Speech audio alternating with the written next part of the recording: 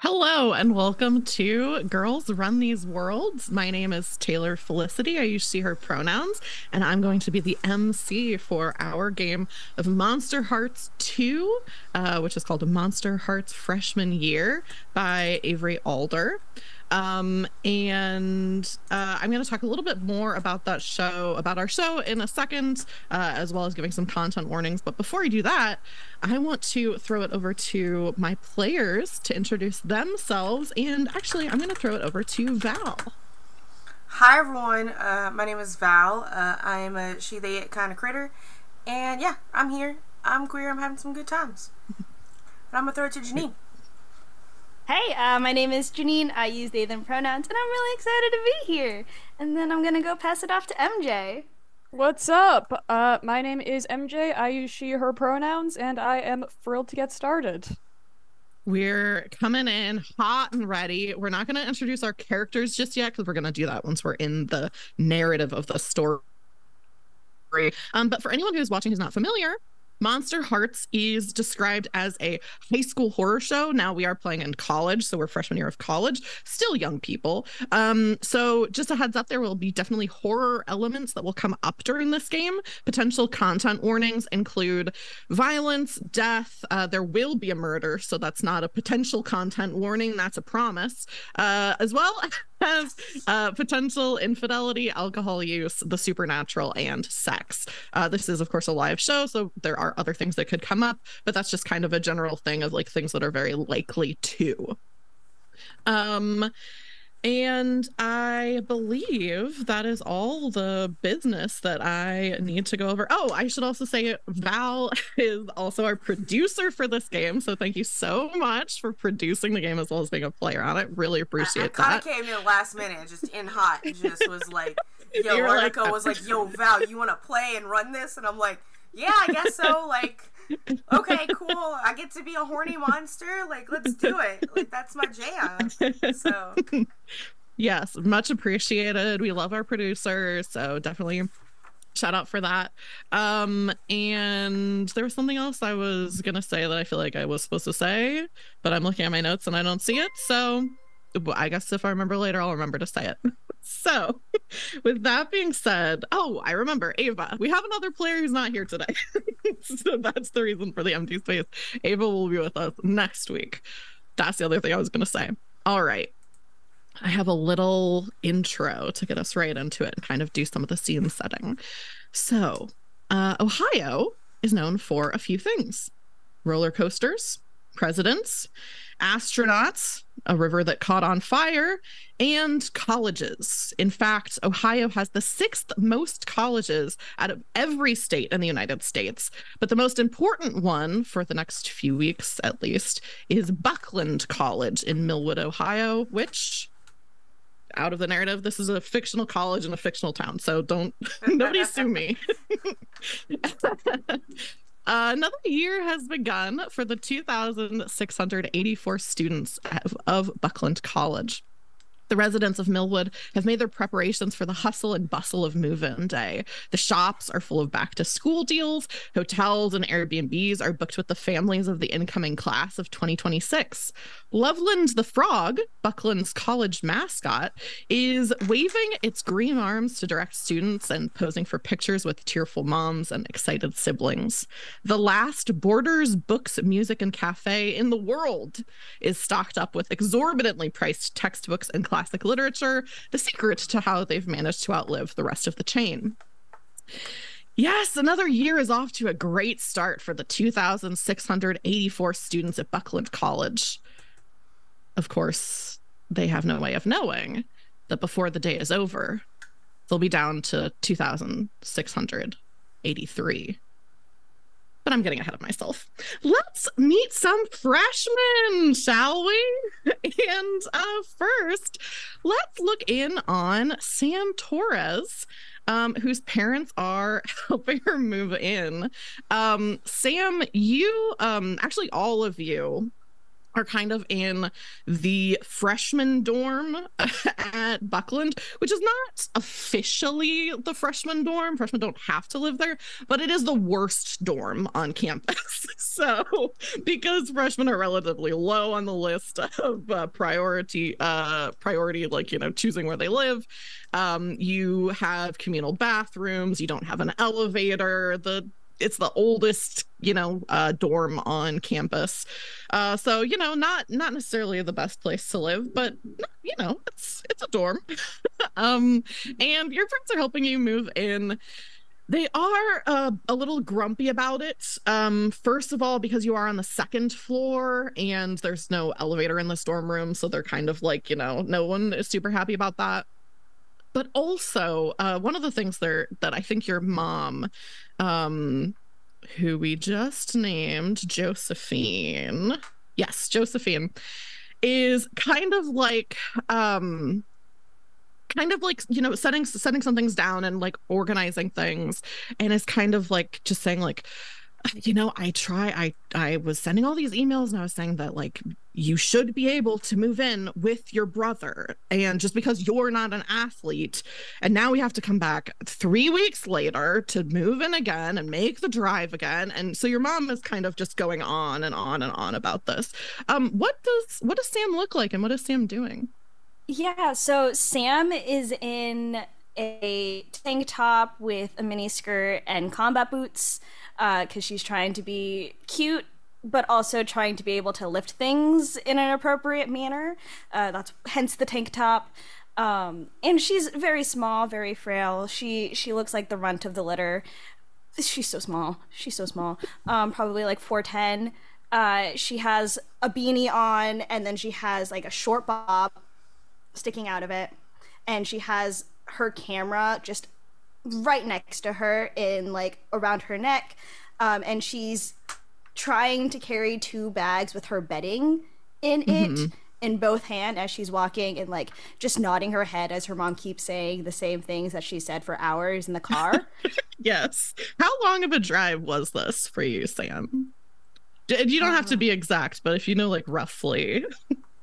I think it was, so they came like a day earlier from the airport, so they can pick up all the bedding that they had ordered from Target, pre-ordered from Target, which is also probably very far from this town, so they had to go have an Airbnb at Target, pick it up the day before, and then also like pick, like that's where it's at right now. I guess they also rented like a car.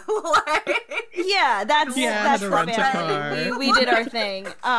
Dang. So she's just trying her best, and like, okay, cannot wait till they're gone. What? Who said that? Ooh, hi, Mom, Dad. This is great. The campus looks great. Yeah, your dad is doing the dad thing where like the beds are already here, you've got the beds that can be bunked, can be lofted, kind of classic, twin long college beds. And he's like kind of going over and kind of doing the thing where he's just kind of like grabbing the like part of the bed and kind of giving it a shake to see how sturdy it is. Just the classic, kind of going around and like he goes over to the door and is kind of like, you're like, what is he trying to figure out? He's just kind of, and he's like, okay, yeah, I guess this is serviceable.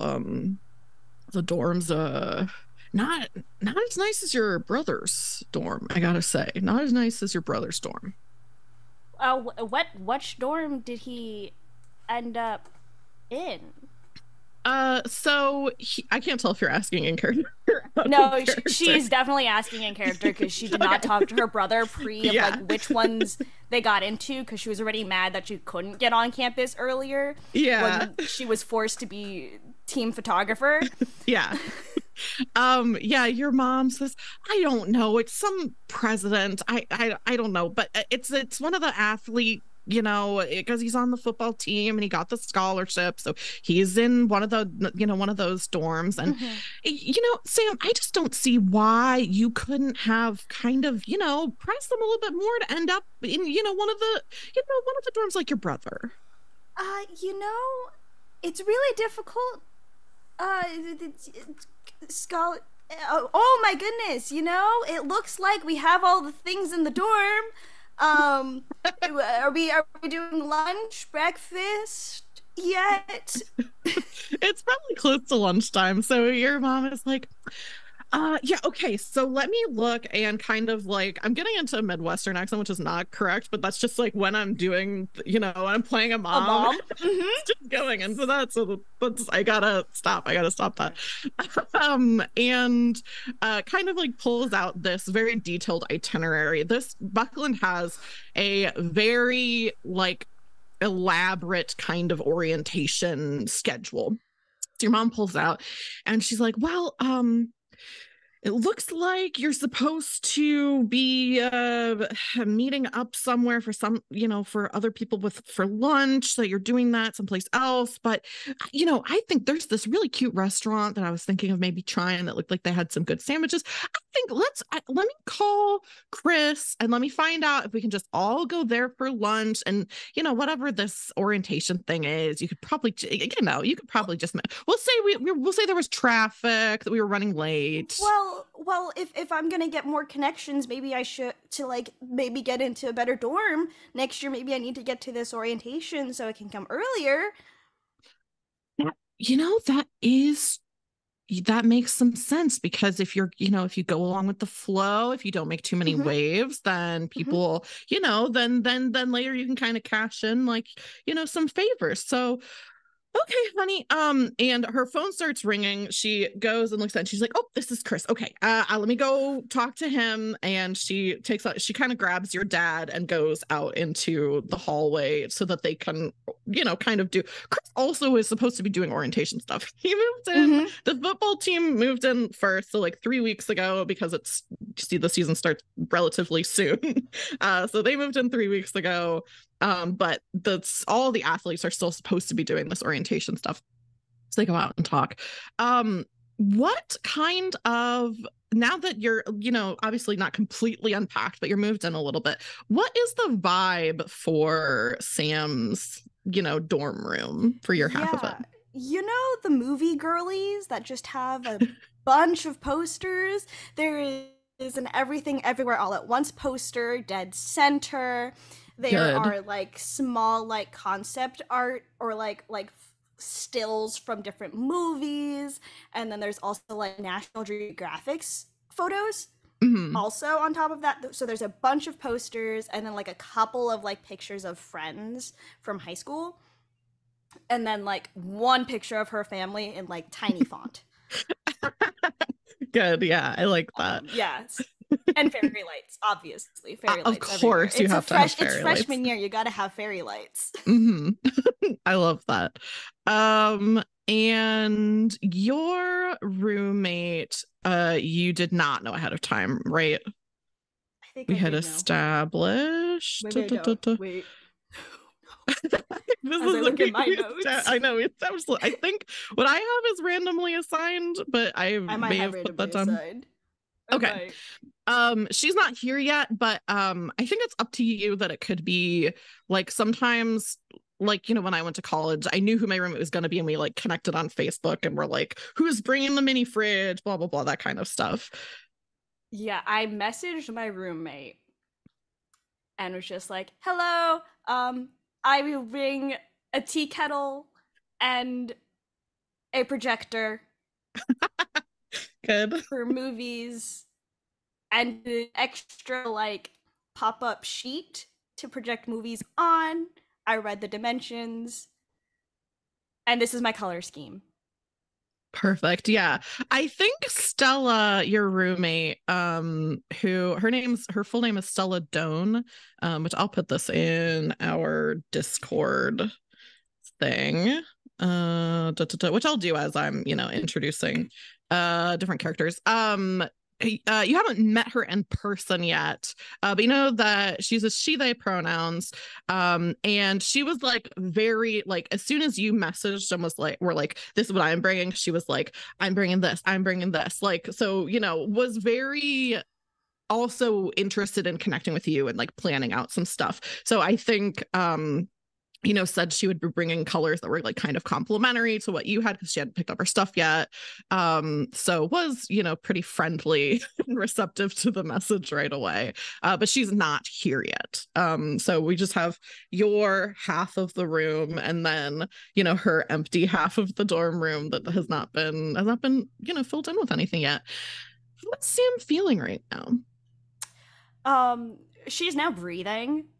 Because she was holding her breath the entire time her parents were moving her in fear. And then she's like, okay, the room's put together, everything's great, everything's fine, your roommate seems cool. And then she just takes a quick like picture of the room to like send it to her, like to Stella, to like be like, hey, this is what I have so far, just to like help you out when you come in. Potential tripping hazard is this right now if you're coming in the next like 20 minutes, 30 minutes. And is like taking your breath, taking the surroundings, and then mentally preparing for when her parents come back in. And like taking like the last energy that she has before she can like rip off the like daughter energy and can be like an independent, hopefully an independent person in college. She's really excited to see what she'll become now that she's far from her family. Well, some of her family. Yeah. You sent this like picture of the room after like a couple minutes as you're kind of like collecting yourself and waiting for your parents to come back, and you get a picture back from her that's probably well, you've probably seen her, like I don't know if you would have connected on like Facebook or whatever else. You maybe have seen it before, but she sends a picture that's like a selfie. She's in the car, she's not driving, but she's in the car and is like kind of going like kind of doing like the low angle like kind of irritated like look. And it's just I'm imagining it's Snapchat, so it's like this like low angle selfie and like her eyes are like oh, and it just says like traffic. that she is actually running late. Stella is she's Vietnamese, she has short black hair, and yeah, like kind of has, like I said, has been like pretty outgoing so far. And in this picture, you can really only see like this kind of this part of her face up because it's so zoomed in. But she looks kind of irritated. And I think then sends like something else and is like, you know, ETA is 30 minutes. Hope I don't miss too much. I text back, I think my parents will be gone by then. Should I be in room? Or should I stay to meet your parents? Question mark. Send. I think she sends back a message that just says something probably along the lines of like, don't plan your day around it, don't know how long will be, you know, like kind of, and then like the upside down smiley face emoji of like who knows how long this is gonna take. And then Sam will just send back like the emoji of running. with the little dust gusts behind. Sam knows the Asian parents and she's like, I'm not gonna deal with this. Good, I love it. Yeah, and I think even as you're sending that text, your mom kind of peeks her head back in and is like, okay, Chris is down for lunch, so we're gonna go have lunch with him.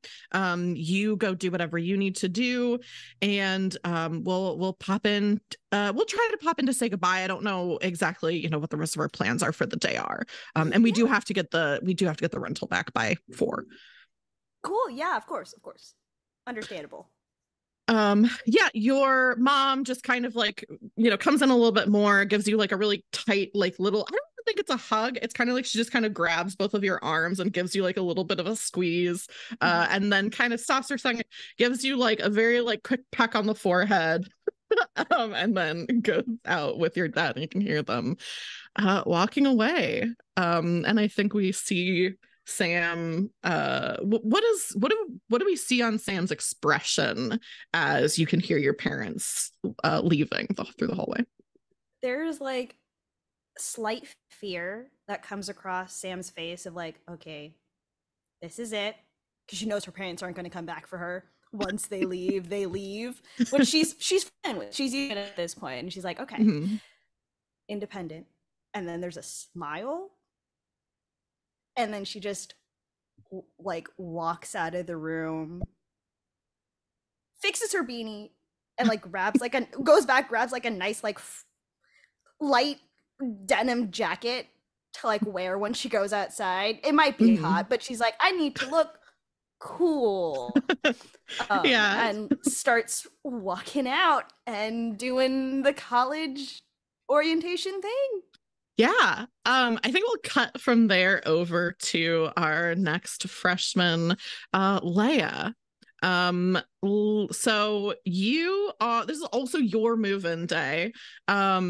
Even though you are an athlete, MJ beforehand was like, the hockey players move in at the same time as everyone else because it's a winter sport. And I was like, you know sports and I do not know sports. so so this is your move-in day as well.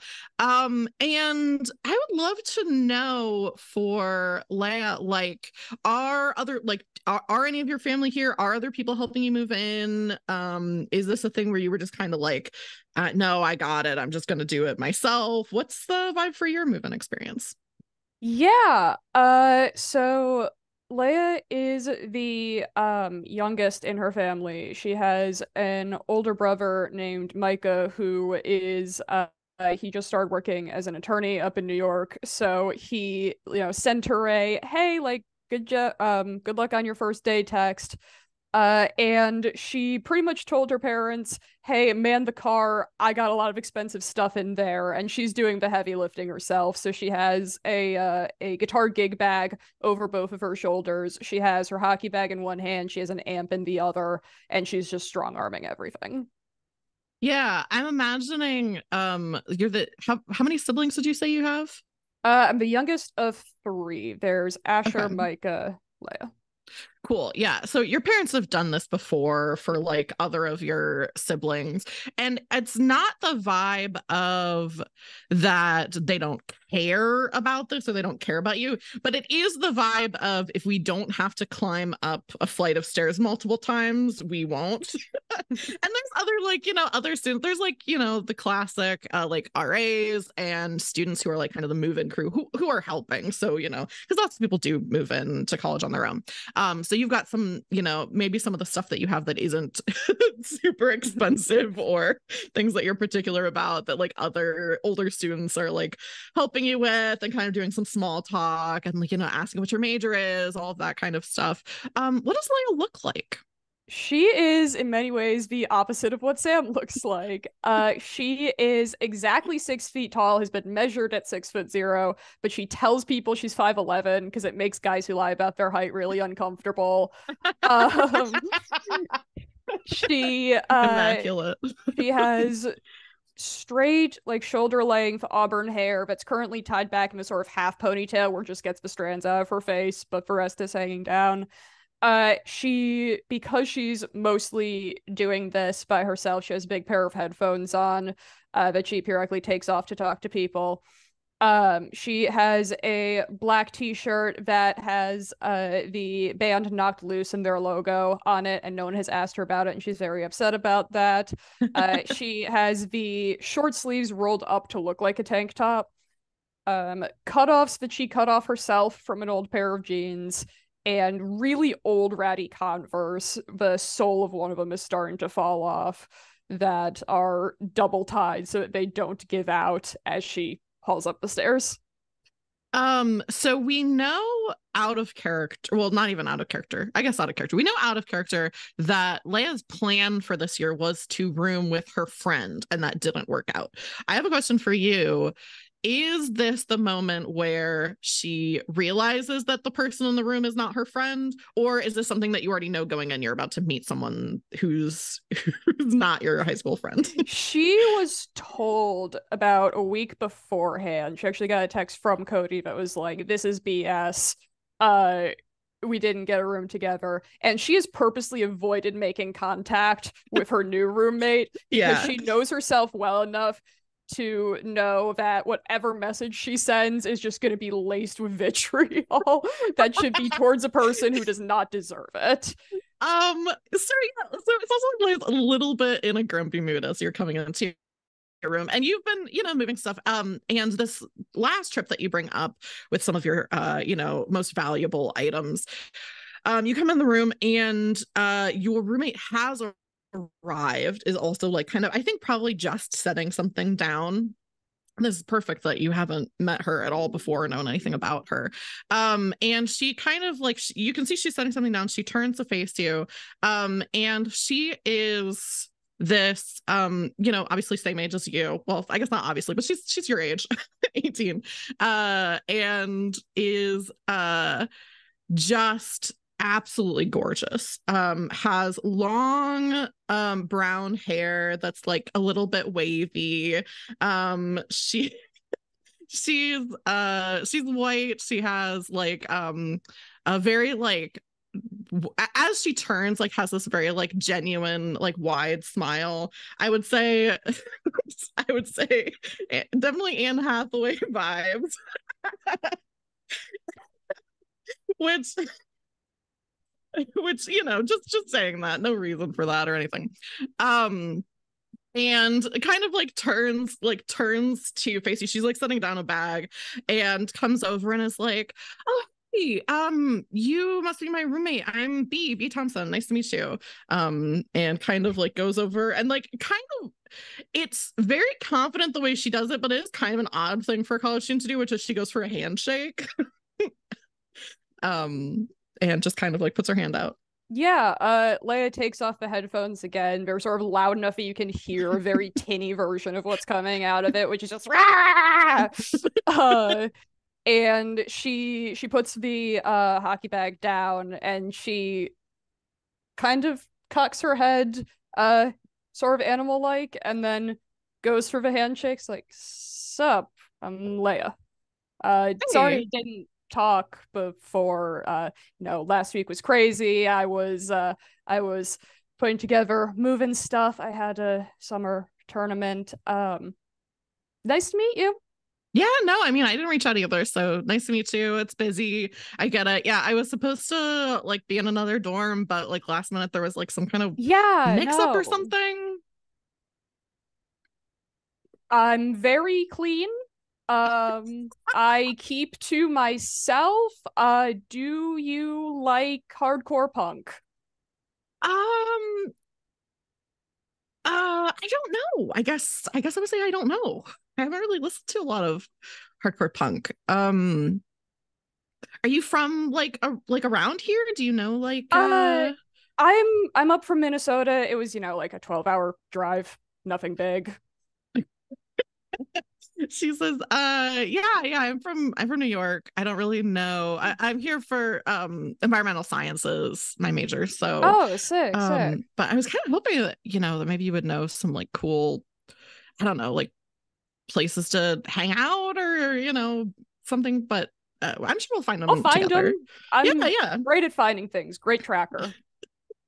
Yeah, she like smiles and is kind of like, yes, I saw you had your stuff on that side. I'm fine with this other side. And yeah, I'll go get some more of my stuff. And yeah, and I guess maybe we can, I don't know all this orientation stuff. I guess there's something in the quad that we're supposed to go to. So I was gonna blow that off. I have a friend who's here. I mean, if you're going, I can go, but yeah, I don't know. I was just gonna go and like, I mean, I don't know. It's like the first chance that we can like maybe, I don't know, see if there's any like cute guys around. So I was thinking maybe you could, but I have a lunch thing with the team. Oh yeah. And she sees you have like your hockey equipment. She's like, oh, cool, hockey, yeah. That's cool. I like hockey. Maybe I could catch one of your games or something. Yeah, for sure, or an open practice or something. Not a lot of cute guys on the girls hockey team, but if that's not your priority, yeah, she kind of like gives you a little look and she's like, yeah, I assumed there probably weren't going to be really, I mean, yeah, sorry, I thought I don't know. Okay, I'm gonna go get some more of my stuff. Yeah, I'm gonna unpack and then do the thing that I have. Yeah, she turns and leaves. And so she was a little bit like, I don't know why you said that about the hockey team. She's like, okay. And heads out. How's Lana feeling about that interaction? I've gotten an F in today's social interaction. This is horrible. This is the worst thing to ever happen to me. Because she was from a small enough town that she had a reputation from kindergarten to 12th grade, and like both her brothers were troublemakers, so it followed her. She had a temper problem, and so she went into today like, I am going to be a new person. I'm going to ace my first social interaction. Nothing is going to go wrong. And it already took a nosedive, and so she sort of sits on the edge of the bed and is like, oh, that could have gone better. That could have gone better.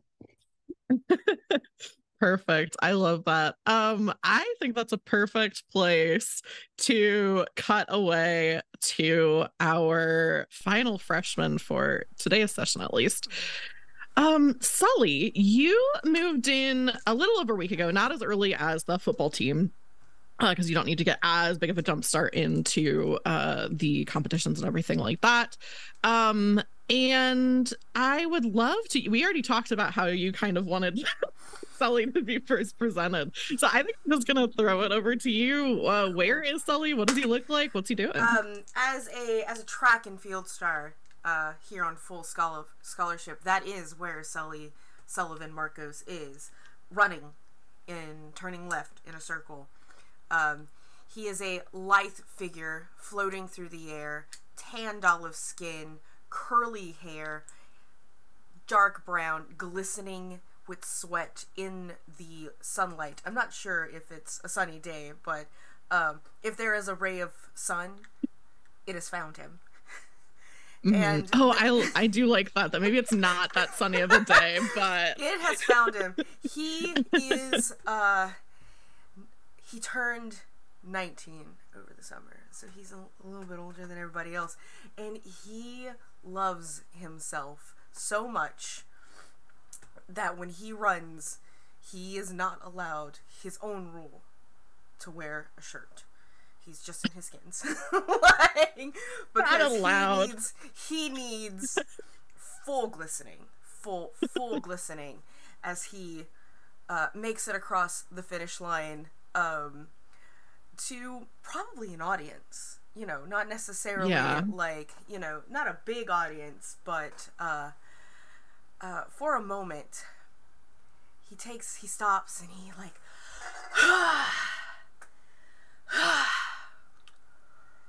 where's everybody going? Like, noticing, and he's like, oh, shoots. Isn't it, like, actually orientation today?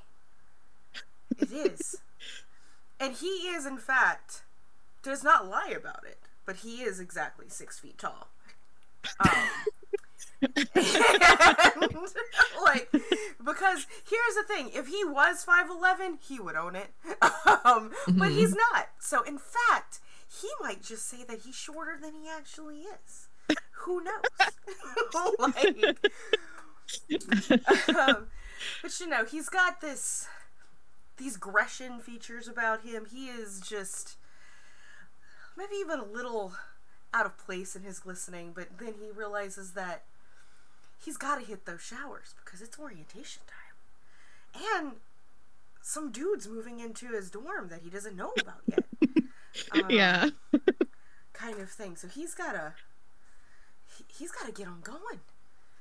I think Sully, I think I'm going to have you make the first roll of our game because you can't describe the site that you just described and not roll to turn someone on.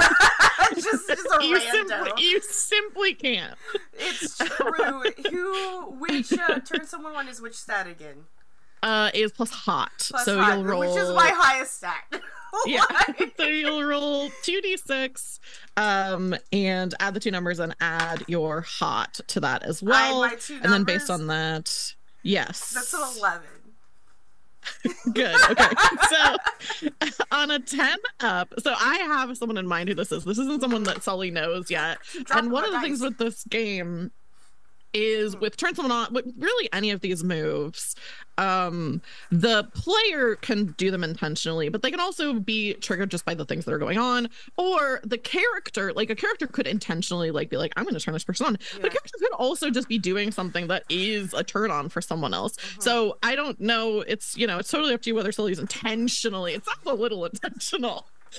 He's like, I can't run with the shirt on, but he's, you know, trying to turn people on.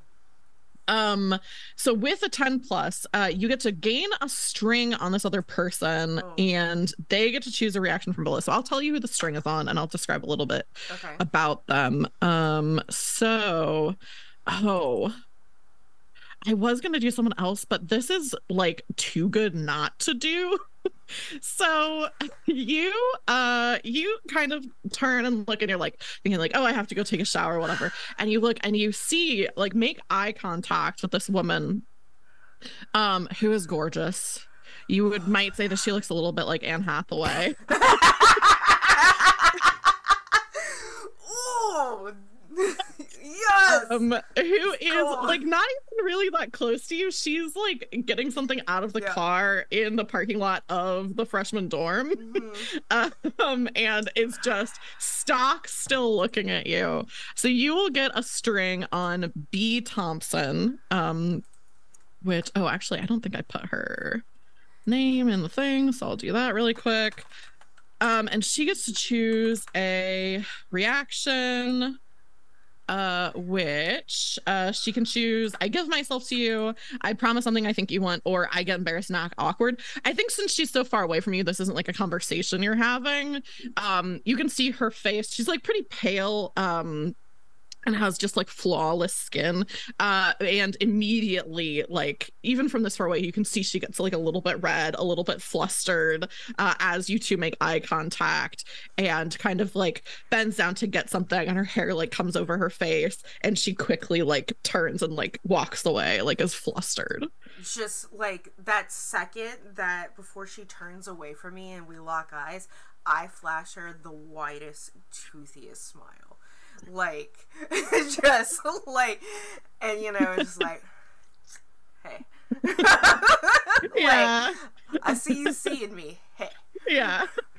It's just very kind of like, and I kind of make it a point to, like, when I grab my gym bag, to walk past her afterwards, because I don't. Ooh, yeah. Just grab, because I didn't, like, my shirt's in my bag. I'm not even going to the field house. Like, I'm gonna go straight to my dorms for the showers. Yes, I love that. Yeah. You definitely see her, like, as she's kind of coming and going, like getting her stuff and like, taking her stuff up to her room. As you pass, she like is very deliberately not looking at you, and then when she thinks that you wouldn't be looking at her, she kind of like puts her hair behind her ear and like gets like checks you out a little bit, but you definitely see her do it, and then she like quickly is again like flustered. Hold the door open for her. Oh, absolutely. just like as she's carrying it, be like, oh, let me get that for you, eh? And I just kind of like hold it open, and I like stand there, but like I do that thing where I'm not like holding the door with my hand, I'm kind of leaning against it. Yeah. Yeah. Like, I got that for you.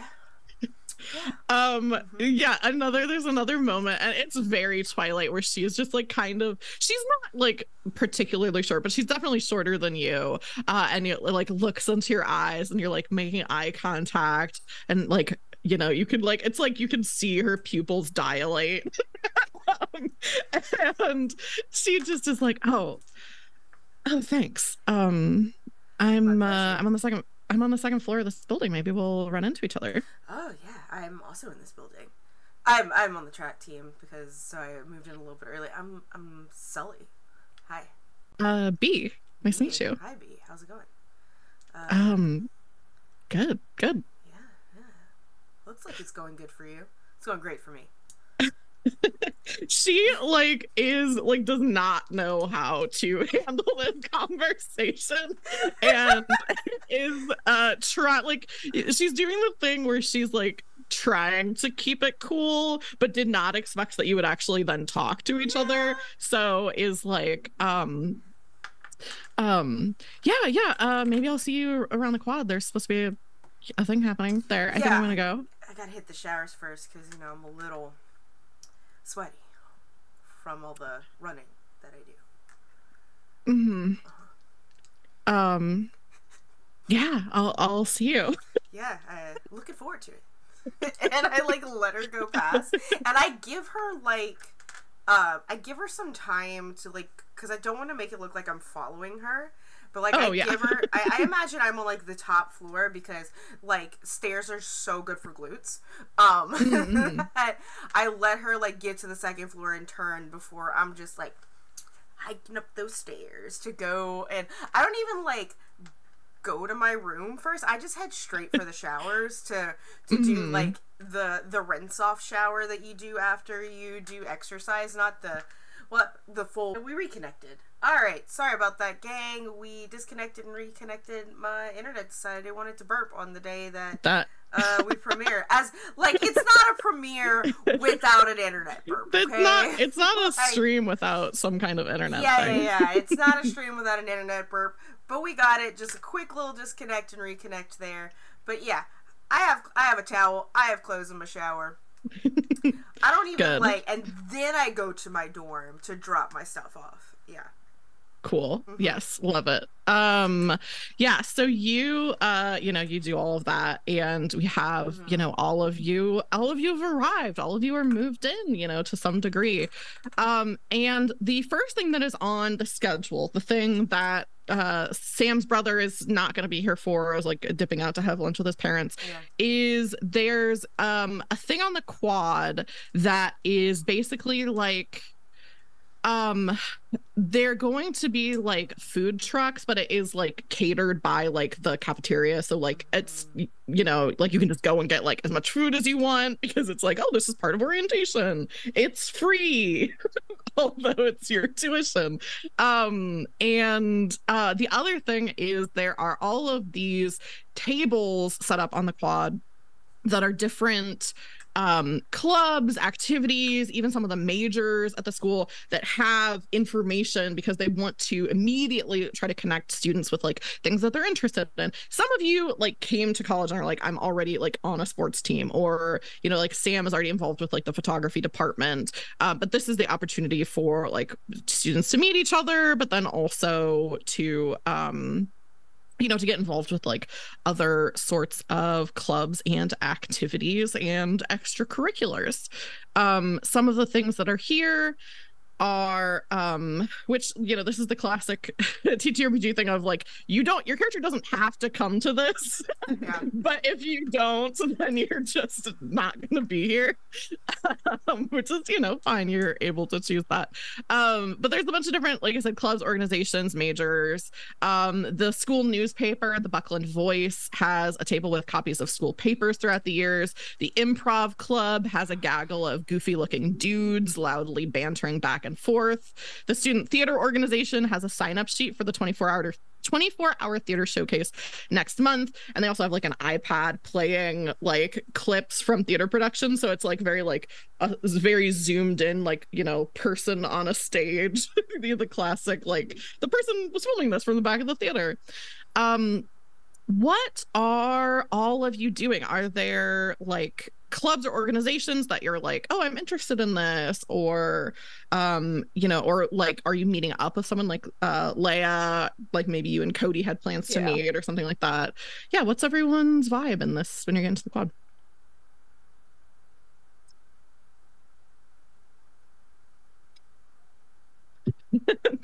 Sam, I can go first. I just don't want to take over. No. Sam was thinking. First priority, get food. Just plate, like waitress style, holding many different plates. So many different plates. Yeah. And then meeting up with Cody, absolutely. Cody has been her best friend for a very, very long time. They sort of they had one interest when they were young children and then just never separated. He's not an athlete. We don't know if he got in on his grades or because his family's extravagantly wealthy, but it doesn't matter. And so she immediately links up with him and met the roomie. How about you? Ugh, so annoying. I was like so looking forward to rooming with you, and then it's just like some jock that I'm living with. That jocks are terrible. They're the worst. You don't rolls his eyes. He's like, not like you. Like, there's different kinds of jocks, and like this is not the cool kind.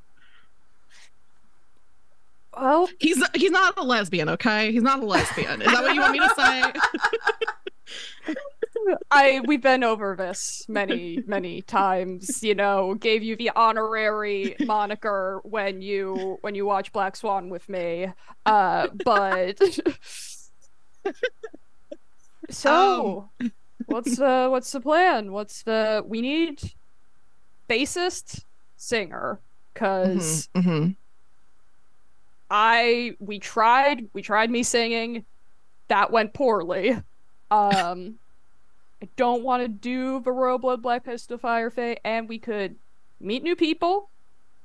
I haven't spotted anyone with bass or singing. That would be weird, but wanna make my mark. That's my goal. Yeah, I guess we could just kind of like look around, like see if there's anybody who like seems cool or like looks like a bassist or a singer. Gives us bassist vibes. Yeah, because you can always tell like you see someone and you're like, that's a bass. Even if they can't even play bass yet, you're like, I know that's a bassist. They're with a big group of people, but they're sitting on the end and staring into middle distance. That's right. That's who we're on the eye for. You can tell, like, you're like, that's my dad in real life is a bassist. This is me sticking it to my dad. And Cody, I haven't described him yet, but he's like kind of a grungy looking like 18-year-old white guy. He has kind of shaggy dyed black hair, and his light brown roots are almost always showing if he's not wearing a hat. Because like, he's a boy. He's not gonna dye his hair as regularly as he needs to. And as we mentioned, he was originally supposed to be Leia's roommate, but it didn't work out for some reason or another. And he kind of starts like scouting out, the group. And as he's doing that, it's like, oh, what about your roommate? Like, she's fine. What do you mean by fine? She's fine. I mean, we talked for like 3 minutes, so hard to get to know a person in that time. Yeah. Okay. Do you want me to like? Is she here? It doesn't matter. She's here. He immediately looks around. Do you think Cody knows the type of girl that yes. Yeah. Cody has spent the last 5-6 years trying to set Leia up with her exact type, and it has gone not well. So a little peek behind the curtain. In MonsterHearts, when you have NPCs, you oftentimes will have like a single, like very simple want for that character that is like, this is determining what they're generally going to do. Usually this is not something that the players would know, but I'm going to tell you, Cody's want right now at least is to wingman Leia. Like that is his overarching goal right now. So he looks around, sees this girl, and like I think points at her. It's not subtle at all. Don't come on. He's like, so I'm right.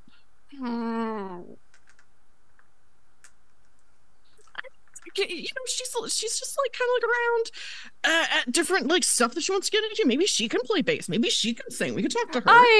That's not necessary. We should meet more people. It's college. He immediately just starts walking in her direction. So we'll cut away from that. We'll see whatever's gonna happen with Cody. What are Sully or Sam like? Is there something that you're drawn to like in the quad? Sam starts walking towards the Buckland voice stand to like introduce, because she's only sent emails back and forth about like, oh, these are the pictures that I'll be taking for the season, but hasn't met them in person yet. And she starts walking towards it, gets scared, and then walks away, and like does that a couple of times as she like walks around. And then she's like, okay, I'm just gonna, what we're gonna do, we're just gonna start taking pictures, hiding behind the camera, very subtly doing the things, Mhm. trying to be a fly on the wall. Maybe she'll get something small to eat and then try to see if she can find someone of like same vibes, also like walking around the perimeter as she works up her courage to get to the Buckland voice. Okay, this is kind of an unusual way to use this, but it does really sound like you're trying to keep your cool. Oh, in this 100. It moment. is 100%. Normally the stakes are a little bit more like life or death for keep your cool roll, but I think we should do it. So when you keep your cool and act despite fear, name what you're afraid of first, and then roll with cold. So what is Sam afraid of? We'll say this is the role of you being like, I'm going to talk to someone at the Buckland voice. What are you afraid of?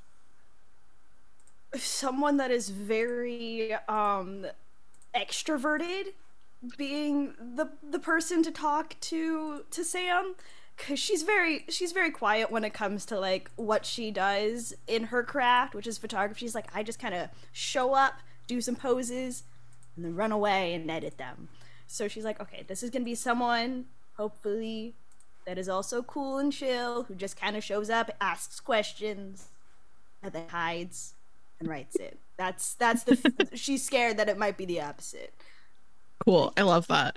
So yeah, go ahead and roll plus cold. So roll 2d6 and then add your cold to that. 7. Good. So it's not a full failure. That's good. It's just a mixed success. So on a 7 to 9, I will tell you how your actions would leave you vulnerable, and you can choose to back down or go through with it. So, if this is more high stakes, maybe it'd be like, oh, you're going to be injured or something like that. What is happening here is the person you're kind of like, okay, I'm going to do this. I'm going to go talk to them. You're getting closer, and you can see that the person who is working at the like table seems chill. The other person who they're talking to is very over the top and outgoing, and like is like kind of saying like, yeah, I'm just really interested in photography, and like is like really kind of, and like can tell that he is going to like want to talk to like anyone who comes near. He is going to want to talk. Is Sam going forward despite fear? She takes a deep breath and then like she says, okay, this is new opportunities. No one knows who you are here yet, and you're your own independent person. Okay, cool. And she walks up. As soon as you walk up, the person, again, not the person who's working at the booth, but the person who is there talking, immediately turns to you, sees the camera, looks at you, and says, got any pictures of cool critters on there? Oh, critters? Yeah. I mean, if you're here with and like pulls out like, he's got like a this is so silly. Why would he have this? He has like a disposable camera. Which like makes no sense that he would, but has a disposable camera and is like, yeah, I got all kinds of, well, hopefully sightings on here. Critters, cryptids, that kind of thing. Oh, my specialty is more along the lines of real life, and I also do some photography of sports. Critters are not really my forte of things, but that's people's strengths. I think that's a cool strength that you have, that you're interested in that. That's a cool thing. Sometimes you get them by accident. So, is that thing digital? Yeah. Do you mind if I I don't have to hold it, but I could just like peek over your shoulder, see if there's anything, in the background. Sometimes people, Bigfoot kind of blends in with stuff. I'll tell you what I'm really, sorry, I'm Jovi. What I'm really hoping to find, what I'm really hoping to see is the Loveland frog. Loveland frog would, not that one, points to the like mascot of the school, which is Loveland the Frog, is like, not that one. I'm looking to see the real one. So I don't know, have you taken any pictures? Like, okay, so when you were kind of here, you know, I don't know when you arrived or how long you've been here, but like, have you been driving down any dark highways at night, take a quick picture or anything like that? Love to see it if you have. I don't really like going out at night. You know, it's my camera settings, and then you'd have to have a tripod when you're trying to have the ISO, and the shutter speed's gonna be longer, so it's kind of difficult to take photos. I don't know anything about all that. I'm just asking if you've ever been in a car, driving down the highway late at night, and you see something in the shadows, you snap a picture, and maybe take a selfie, something like that, and... I can go look at my records to see if I find anything like that. I would love to know if you have. Yeah, cool. I'm Sam. Nice to meet you. Yeah, Jovi, nice to meet you as well. Nice to meet you, yeah, you're a freshman? I'm assuming mostly freshman here. Yes. First year, woo! Woo! Yeah. Yeah, he's like kind of looking around, and he's like, I think like pulls out a business card and hands one to you and hands one to the person who's like working at the booth, and it's like, yeah, so if you just want to look through your records, give me a call. If you see anything that's interesting, you can actually just send it straight to my email, or my website's listed there. You could see that too. But just really, especially want to see the Loveland Frog. That's why I came to this school. But any other kind of cryptid activity, love to know about it. Yeah, of course. Yeah. Understandable. He just kind of goes into this, like, everything that he knows about the Loveland Frog. Which is surprisingly a lot. This is a cryptid that there's not like a ton of lore about, and he's just like getting really in depth with every part of it. It is mostly people on the highway seeing something and thinking that's a huge frog. That's like mostly what it is. But he's telling you all the potential sightings. Is Sam doing anything to kind of extract from this conversation? Yeah, she's like, oh, wonderful, and starts writing her name on the email list of the club as she's listening to what's happening, and then she goes, oh my god, wow, that's someone I actually have to talk to, and immediately goes to whoever's like walking past her. It's me. And I'm heading straight to the Sarah J. Maas fan club because we all know Bookstore Baddies is where it's at. Like immediately, like, oh my god, that's someone that I actually have to. Hey, hi, and oh hey, save me. Hi, cool. We're just gonna keep walking. Just yeah, we're gonna let's go then. Are you okay? Or do you need help? Is someone? Oh no, we're good. We're just okay. I'm not good in social situations where people start talking about cryptids. I don't know. It's hi, my name is Sam. Nice to meet you. Hi, I'm Sully, and here's what's up. I am looking down. Yeah. We're having this moment where it's like, huh? Like you So you're okay. That guy at the cryptic guy was not giving you. Oh no, I mean I can handle myself pretty well if anything actually happened in that way. Like, but it's just a really awkward conversation that I was having and didn't really say anything. So I was just kind of like, I should probably go communicate with other people. And here I am. Here you are. Where are you heading? Honestly, I was gonna go see what the Sarah J. Maas girlies were up to because they. I just wanted to see. I'm an English lit major, so yeah. So like I'm not saying Sarah J. Maas is like high English lit or anything like that, but sorry, do you like girls? And I'm gonna ask like right away, like if you're not ready to come out, it's cool, but like you can come with me and we can like wingman each other, like it's cool. You see, Sam just heard. She's pretty like tan, but like completely red. It's you know what? We can take a break. Wow, and we can go crush some sandos. Do you want to go get a sandwich? I've eaten already. Wow. Okay. Books. I like books. Books are cool. I've actually never read Sarah J. Maas at all. I'm more of like a dark academia, not really a fantasy kind of. So some Naomi Novak, right? Yeah, I'm at that like Olivia Blake, ML Rio. That's kind of the gist. I mean, fantasy's cool. I read some. Yeah, I mean, it's okay if you didn't. I mean, like, not everybody is into the fantastical world that people come up with in their brains. I am. Yeah. I think around this point, I see two people talking. I veer away from Cody. Come up to Do I ever play the bass? Perfect. Like the four you string. do now.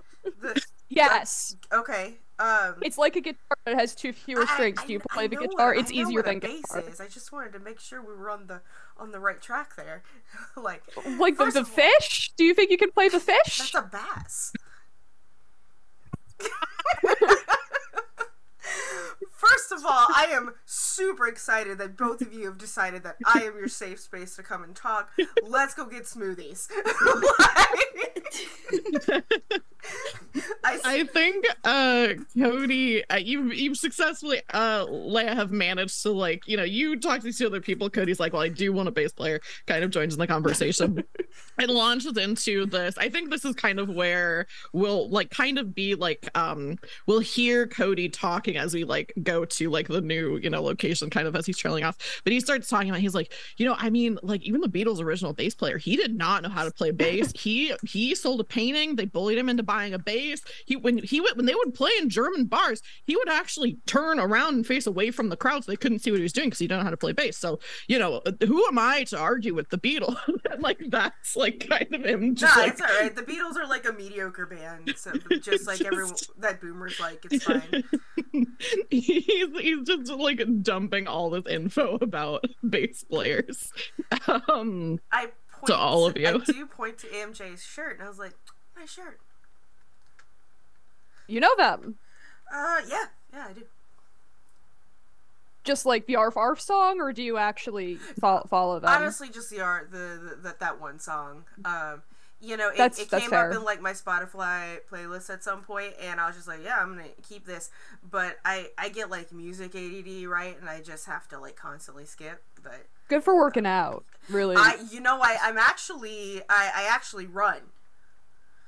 Like in general or professional purpose? I run on the track. I'm a track star. Nice. I mean, I wouldn't say star yet, but in my old school I was. So I can only expect that here it's just the my future. So same vibes. First sophomore captain at Jones Granado Prep School in all history. So I just, like they say, I'm a freshman, so I'm gonna get the fewest minutes, but I'm gonna be. Oh, you're a hockey player. Yeah. Cool. I'm Canadian.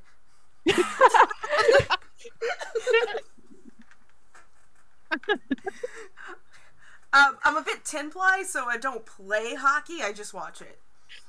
And I don't know if you know the slang for tin-ply. It just means he's a bit soft, like the toilet paper. Like, he fully admits his flaws, right?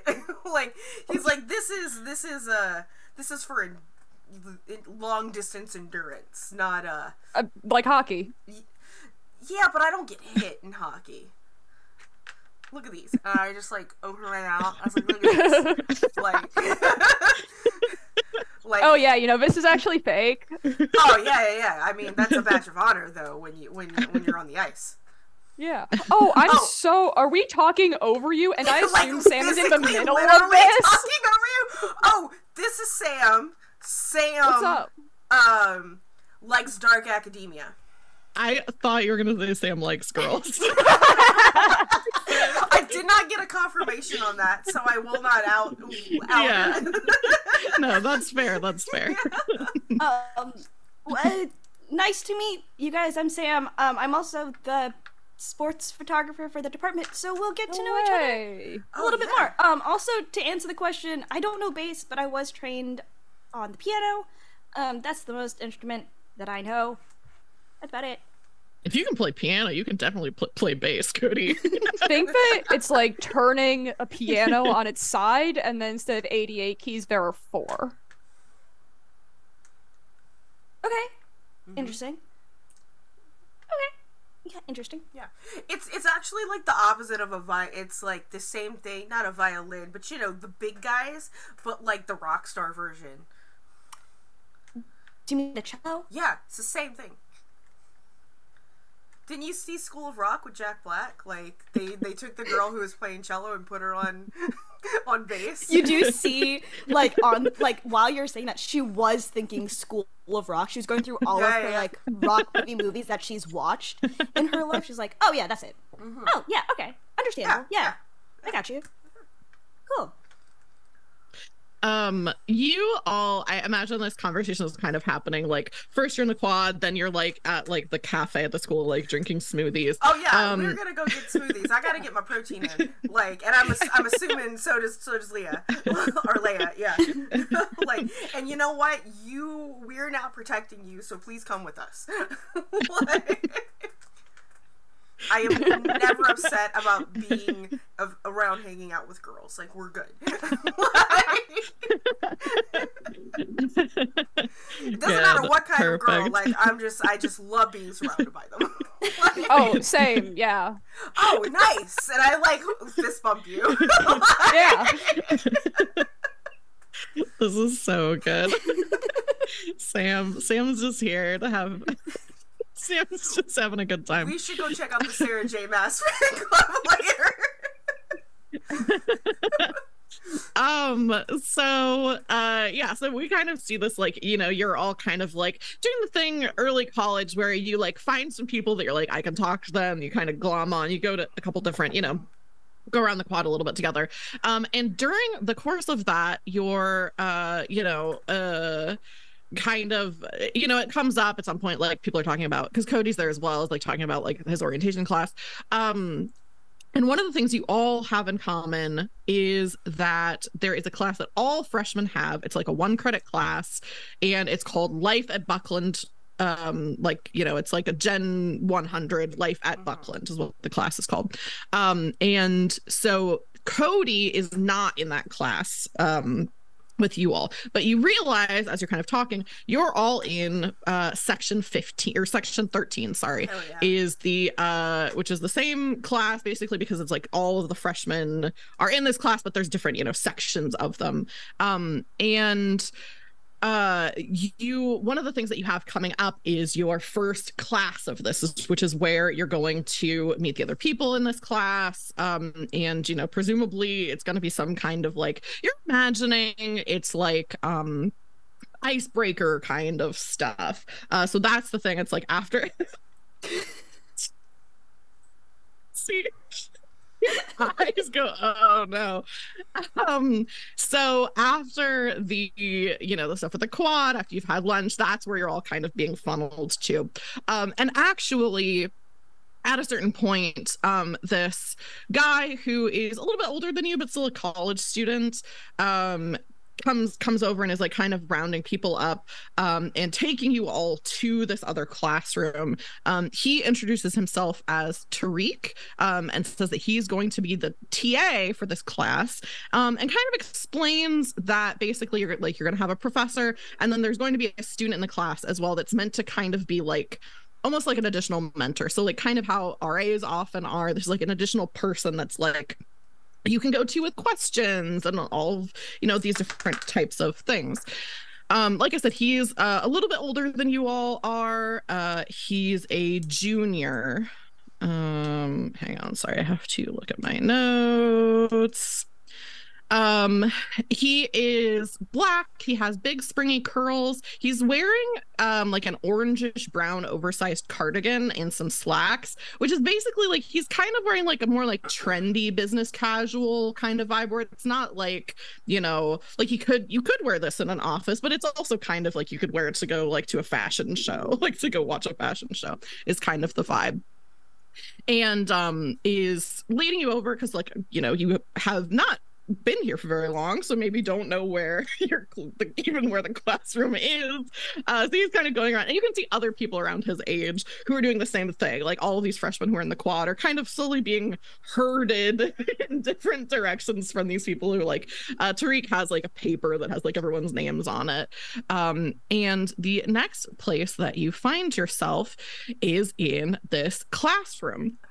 So again, this is like kind of an over the table, I'll say this for like anybody who's watching, that in MonsterHearts you generally have your homeroom if you're playing in the high school setting, which is like kind of a way to just have built-in NPCs and built-in, like, you know, if you're like, oh, I don't know who would be here, let's look at our homeroom thing. So we already did this a little bit during when we had like made our characters and things, but there are 15 students total in your Life at Buckland class. Some of them you all as players know a little bit because we talked about them. And some of them even your characters maybe have had interactions with in this kind of nebulous time of like, you were in the quad, it was move-in day, some of you came a little bit earlier, that kind of thing. Some of you have kind of met. And some of them, which I will say just for the benefit of, like, you know, this is something that you can know as we're going through the rest of this game.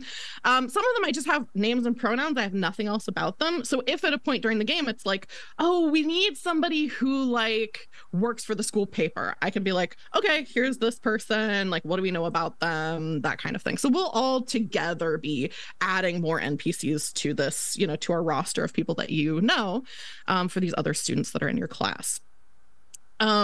So that being explained, as you're talking to Tariq and as the class is going on, actually, we'll say you kind of all get into this classroom, and the seating arrangement is like just a big circle because it's obviously like, this is going to be a discussion class, because they're not like teaching you like, oh, there's a textbook and blah, blah, blah, blah, blah. It's like, you know, checking in with you about like your classes as the, you know, the first semester goes through. Oh man, I hope they don't make us do that toilet paper icebreaker thing.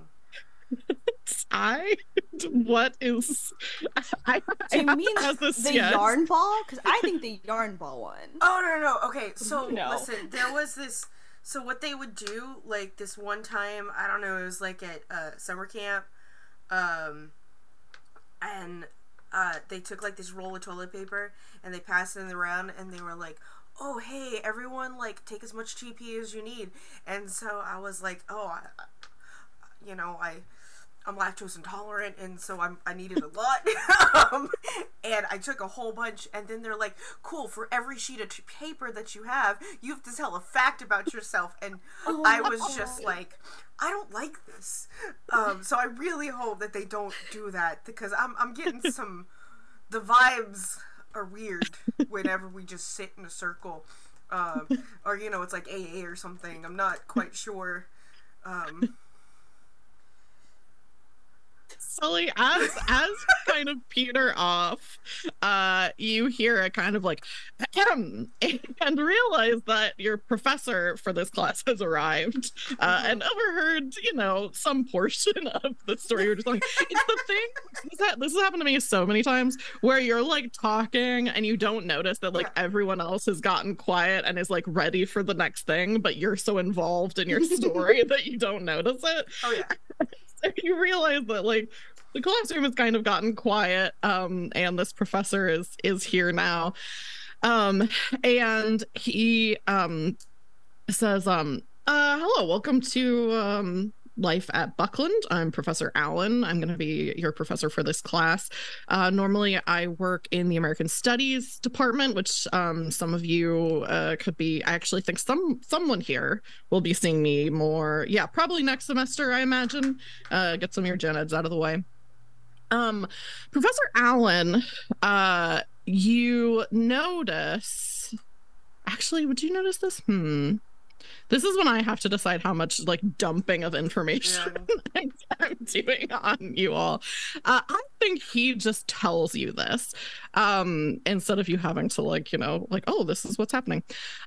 He is introducing himself and he says, you already met my younger brother, Tariq, who is the TA for this class. And he says, between the two of us, you know, if you have any questions about things that come up, it doesn't have to be academics related. This class is for you all to I mean, the goal of the class is to teach you how to become, you know, begin the transition into adulthood. So we can talk about a lot of different things here. We can talk about your classes. We can talk about if you're having trouble finding your way on campus, if you're having trouble with other students, any of those things, you can come to me or you can come to Tariq. And after he says that, you kind of are like, oh yeah, he and Tariq do have like a family resemblance. He is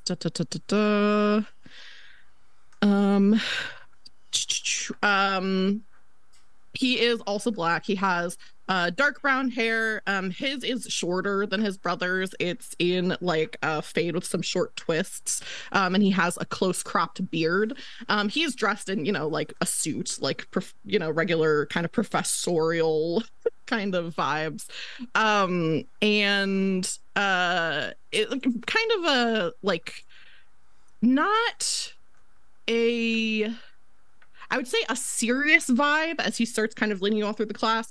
So it's not like joking around a lot, but not a harsh energy. Like not like when students are kind of like goofing off and stuff, he's not like, hey, you need to be paying attention or whatever. He just seems like kind of he's a little bit more serious. And I'm not gonna obviously like go through like here's the class lecture and all these different things, but he does ask, which I would love to hear your character's answers to this question. At one point, he asks, "Why are you at Buckland College?" And if you need time to think about it for a second for your characters, I do have some things that different NPCs in here would say. But if anyone knows off the bat what they would say, feel free to jump in. I got a full ride. Yeah. I mean, like, why else would I come to Ohio? I'm from Toronto. Why else would I come to Ohio? Right. It makes sense. Yeah, there's like kind of a smattering of like awkward laughter when you say that, like, because it's very blunt, but then also it's like some people immediately there's like resentment towards you a little bit where it's like, okay, I'm paying, you know, money and this other person's here and is not in debt. It's not my fast that you're, you know, slow. Physically. Oh my god. I think you don't this is up to you. Oh, okay. But that does feel like shut someone down. Yeah, whoever is just like if somebody like rolled their eyes or groaned, like I could not shut my yap in that moment because it's like, hey, otherwise I couldn't have paid for it. So like, but yeah, it's not my fault. Let me see who this would be. I think oh my god, was it my almost sibling? No. Okay. That's not who I was thinking. But I was thinking that it was somebody maybe that you've run into before. So how would you feel? I'll leave this up to you. If you don't want it to be this person, I can make it somebody else. Yeah. But it could be Jude, who you swapped snaps with to keep in touch about parties. Ah, that's my bro, though. No, we're good. Like Jude and I, that's my bud. Like I could have it be someone else instead. Yeah. Let's have it. Oh, okay. Let's have it be. Oh, actually, I'm glad you said no because there's someone else that it's more interesting if it's her. So it's this girl that I think none of you have like specifically run into, but I think one of you overheard her talking to her girlfriend at some point. Yeah, that was me. Okay, so MJ, this is Rose Hikari, who she's in the same, I don't think she's on the same floor as you, but she's in your same dorm room. You overheard her talking to her girlfriend, and they were kind of talking about how they were going to make a long distance relationship work. So I'll put that. I'm being a little inconsistent with the names I'm sending, but after the session, I'll put them all in here. All right, so I'm rolling with cold. I think so. Yeah, I don't think I have any. Let me just check my playbook real quick, because my move frees the wind when you push aside your problems or others' concerns. Oh, yes. Treat them. Yeah. Nope, that's fine. Cool. Yeah, so go ahead and roll plus cold. So roll 2d6 and add your cold to it, and we'll see what happens. Oh my god, it's a 10. I rolled an 11, I have a -1, and it's a 10. Cool. Okay. So on a 10 up, you get to choose from a list of options. And nothing bad happens to you in return. Yeah. Do you have the options in front of you, or do you want me to read them to you? Okay, cool. She doesn't have a string on you, so that one would make sense to check. But the condition, perfect. I think let's give her the condition because she just got shut down.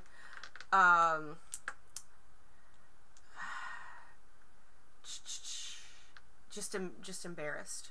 Yeah. I like that. Okay. Embarrassed. The condition embarrassed. Cool. So yeah, this kind of interaction is like you say like I got a full ride. There's like kind of some laughter, but then like her laughter just is a little bit sharper, I think. There's a little bit of like an edge to it. And you say like it's not my fault, that I'm faster. And she looks down and immediately starts just like furiously like writing in her spiral bound notebook or whatever for this class. Doesn't respond to you, but just kind of looks down and starts writing something. And there's like a little bit of like a awkward I do that thing that dudes do, like they'll lean back in their chair. He got a little snappy. He did not necessarily mean for it to come out that snappy. He does kind of notice, but he gets a little defensive himself, so he just does a thing where he crosses his arms and two hands are under his armpits and he just leans back in his chair, just the whole but also signaling to people, it's don't come for me, please, I'm actually 10 ply, I don't want to Yeah, I think in this moment of kind of awkwardness where people are not really sure what to do next, the professor says, okay, anyone else? Why are you at Buckland?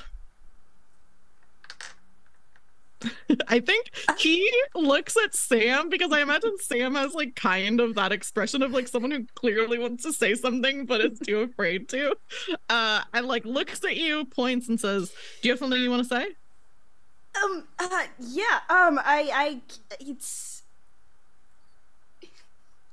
I came here because the communications department seemed pretty cool, and I'm into photography, and am now helping out with the sports photography.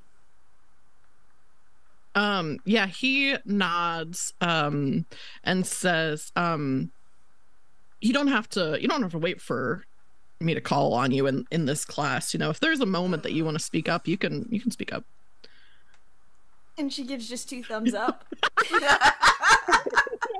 He says, in other classes, it's not as conversational, but a lot of the comms classes are going to be more like this, where you're sitting around talking, and you don't always have to raise your hand or wait for somebody to call on you. So your voice is valuable. I want to hear what you have to say. I am very excited for the conversation we'll have in class. Yeah, he nods, looks around for whoever is willing to give an answer next, which is maybe Leia. Yeah, I think most of his time, Leia's sort of been leaning back in her chair. She has her arms behind her head. I'm not going to do it because I'm going to fall out of my chair. Yeah. And sort of, actually, no, it's like one him have you ever spinning a pen? And she sort of notices that everyone else has gone. She's, yeah, I'm here because hockey's cool, your department is cool, and also, like, a couple of my favorite bands, they met at Buckland, and so, I mean, it sounds cheesy, but a lot of different avenues to success. And then she sort of goes back to leaning in the chair, staring at the ceiling. Yeah, that's perfect. I think the last thing that I'll do before we go to our break is this conversation is happening. Sully, you get a text. And if you look at it, it is from Jude. I guess it would be a snap, not a text, but it is from Jude. And it says, "Hey, supposed to be a big party tonight out in the woods." I just do a quick little snap swipe, and it's like, cool. See you there, bro. Bud. I say bud because I'm Canadian. See you there, bud. Like, and I'd be like, I'll bring people. Cool. Yeah. And so we see, everyone in this classroom, people like kind of having this conversation. And that is where we will take our break. Is there something that I need to do first? Let me check really quick. All right. Goodbye. 10 to 15.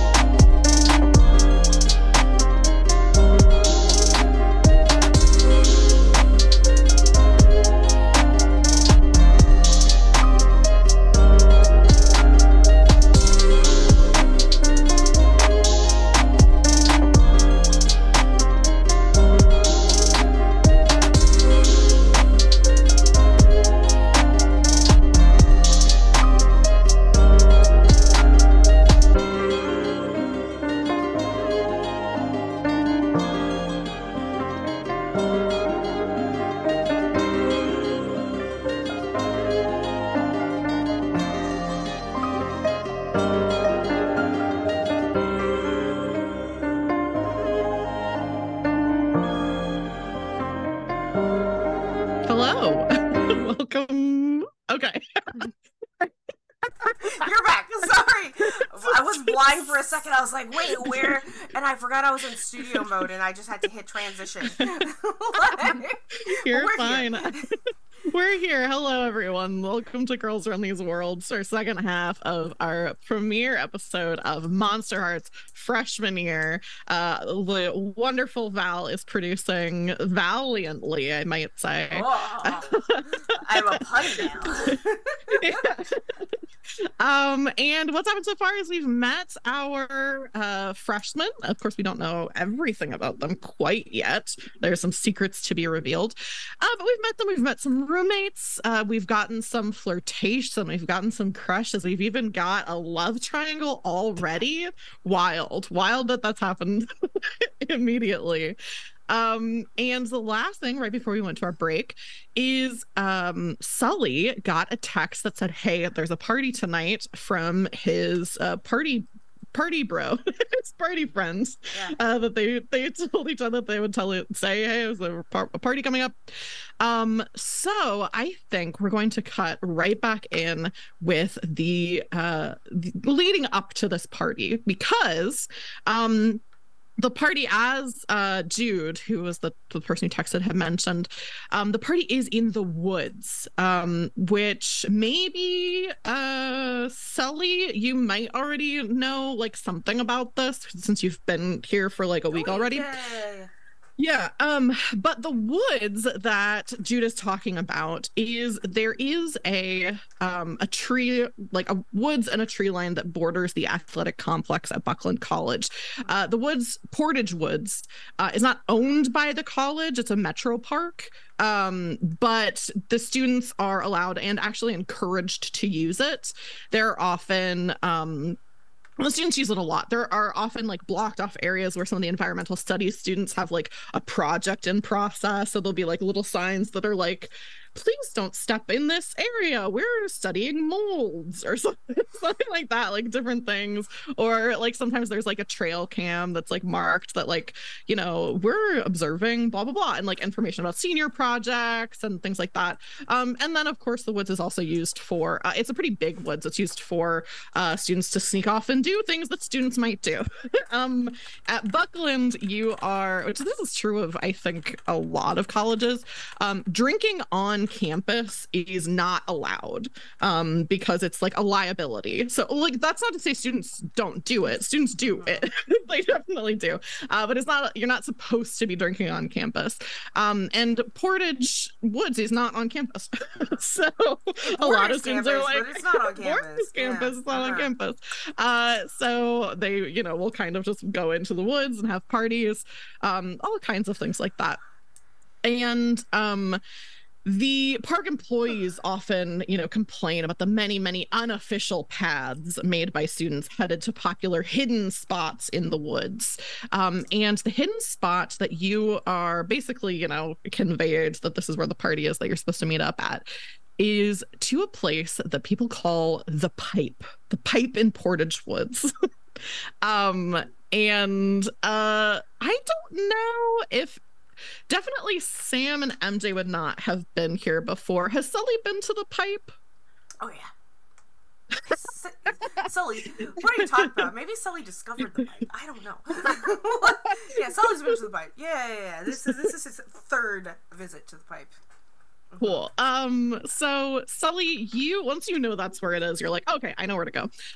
So you, once it gets dark, you kind of wrangle the other two, to head off in the direction. I would love to hear, is Sam, you had mentioned that Sam might not be so into going. Did Sam put up like any protest to going to this? Sam took extra longer getting ready as she was hyping herself up in her room. She's like in her room like, okay, this is cool, it's fine. Trying new things.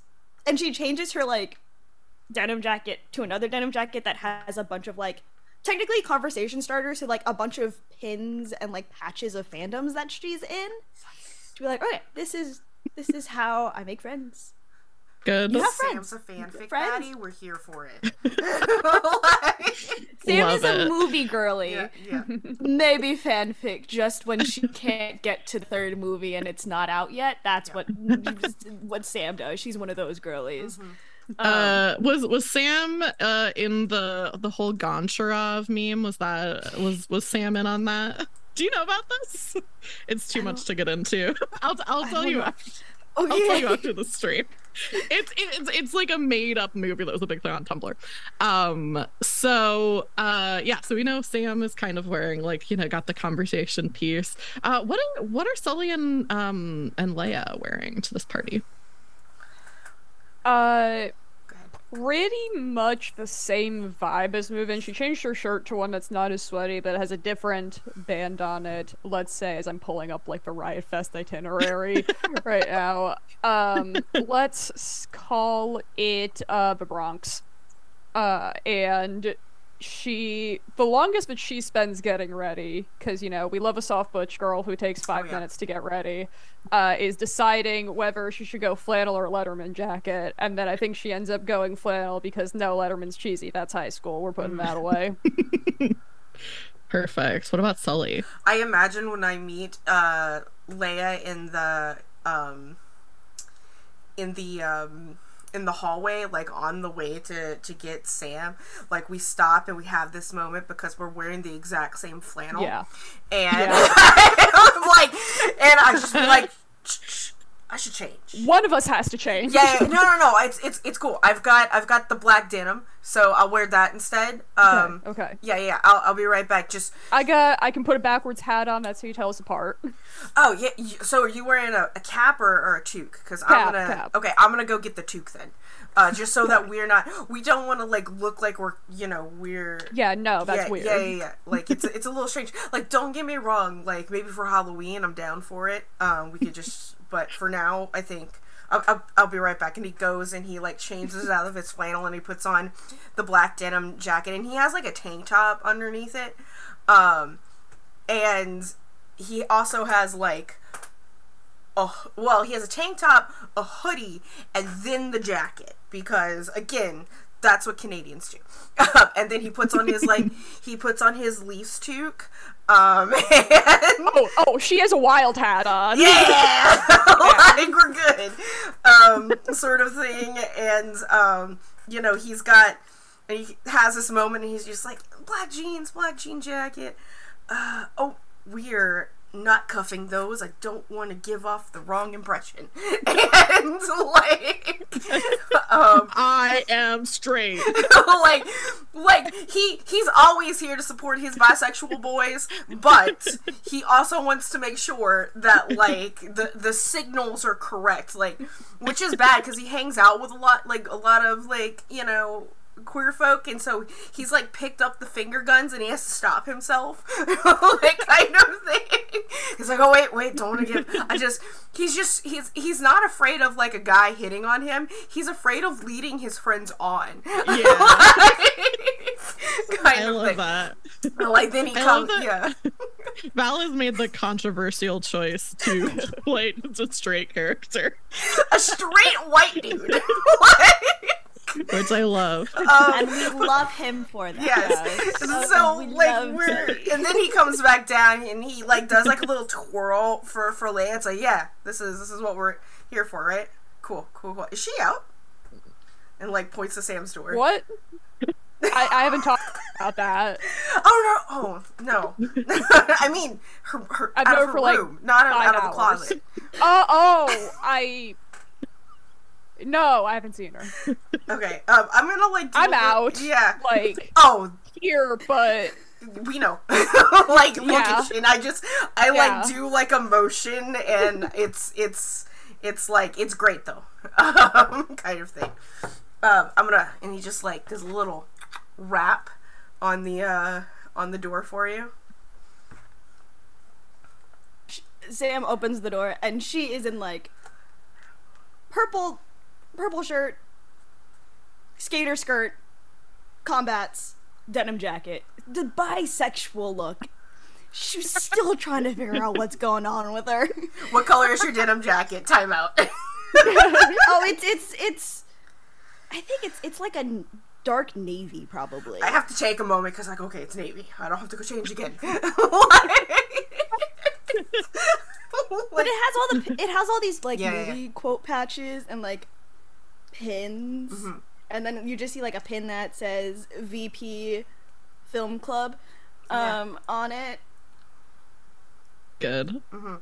I take a moment and I read and I go, haha, potatoes. Boil and mash them, sticking them in stew. My cats are fighting. Bro, stop bullying my old man. Stop. Thank you. Oh no. I'm sorry. But I have a teenager that I'm cat sitting for and a 9-year-old cat, and the teenager just keeps wanting to hang out with the 9-year-old, and my 9-year-old is like, bro, I am just here for vibes. Leave me alone. So anyway, continuing on. And I also have a backpack on me, because I'm 19 and Canadian. Before I came over the border, I made sure to stock up because it's legal for me to buy up there. And the thing is, my mom moved me down, so she's just like, oh yeah, I just have some liquor, it's fine, and just left it there. But I bought it all with my money. But yeah, you don't know what's in. You don't know what's in that bag, but I'll bring it out later. It's not. Yeah. All right. So everybody's got the proper footwear. I don't want y'all to like roll an ankle because, you know, we are technically in Appalachia, so you could like, luckily it's true from what I understand. When I arrived it was a little warm and me and a coppermouth had like an issue, but they're fine. But I actually really like snakes, so I gently relocated him. But luckily, we're looking at a crisp 12 degrees Celsius, so it is, sorry, in freedom units, that's like 50. So... Sam dips back into her room and grabs her beanie and just puts it on. I love it. I run hot. Good for you. We will cut to the three of you kind of tramping through the woods. Is Leia bringing Cody? I think we're meeting up later. Okay, cool. Because I don't want to be that person who just relies on her high school friend for everything, but at the same time, I need my high school friend there in case these people end up being weird. Yeah, cool.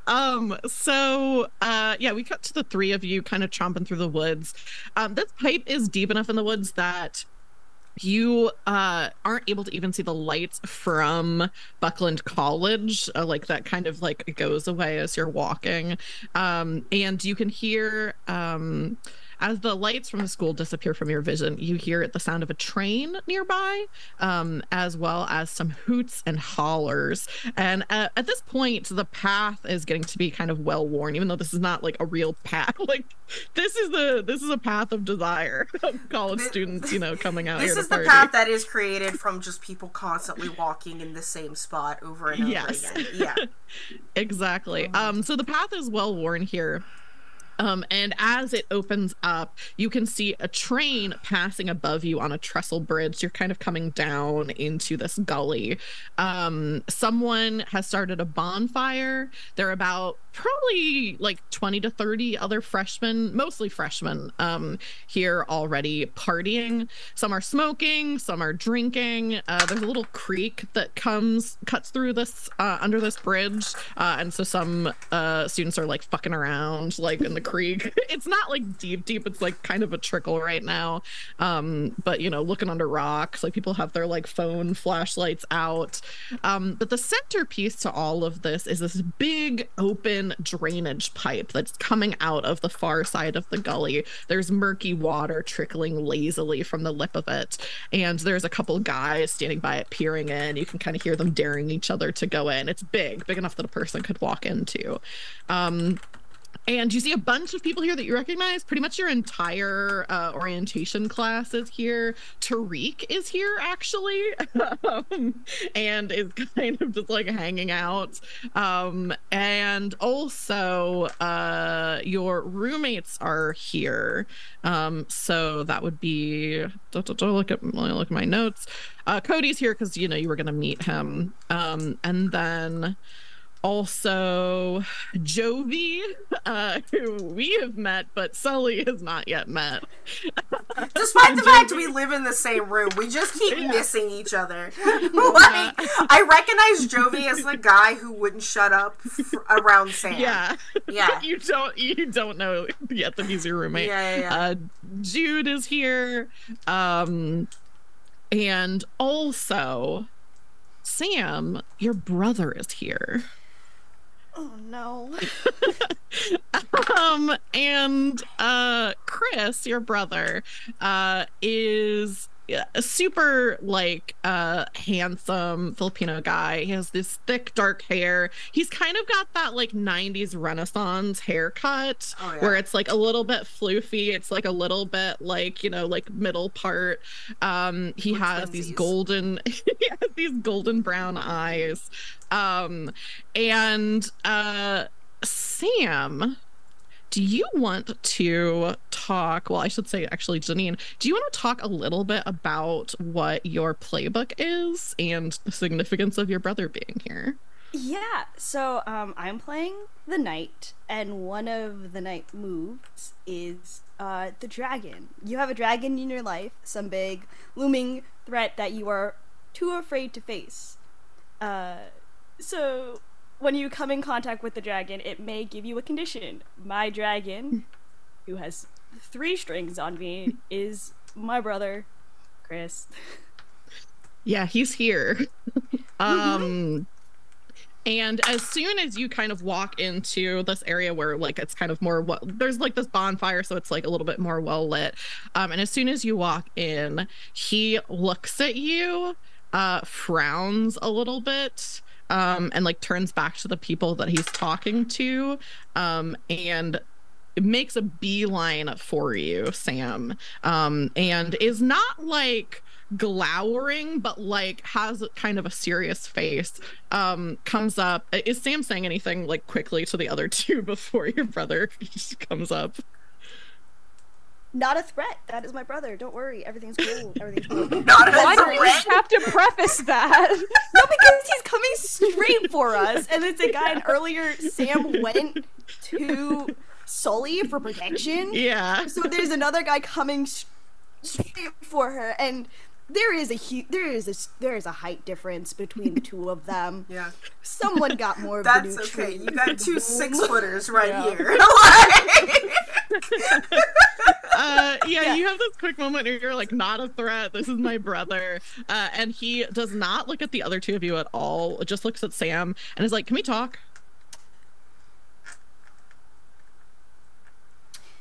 These are my friends, Chris. Yeah, nice to meet you. Nice to meet you. Great. Cool. I will be back. And does like finger guns and then realizes that she does finger guns and then stops.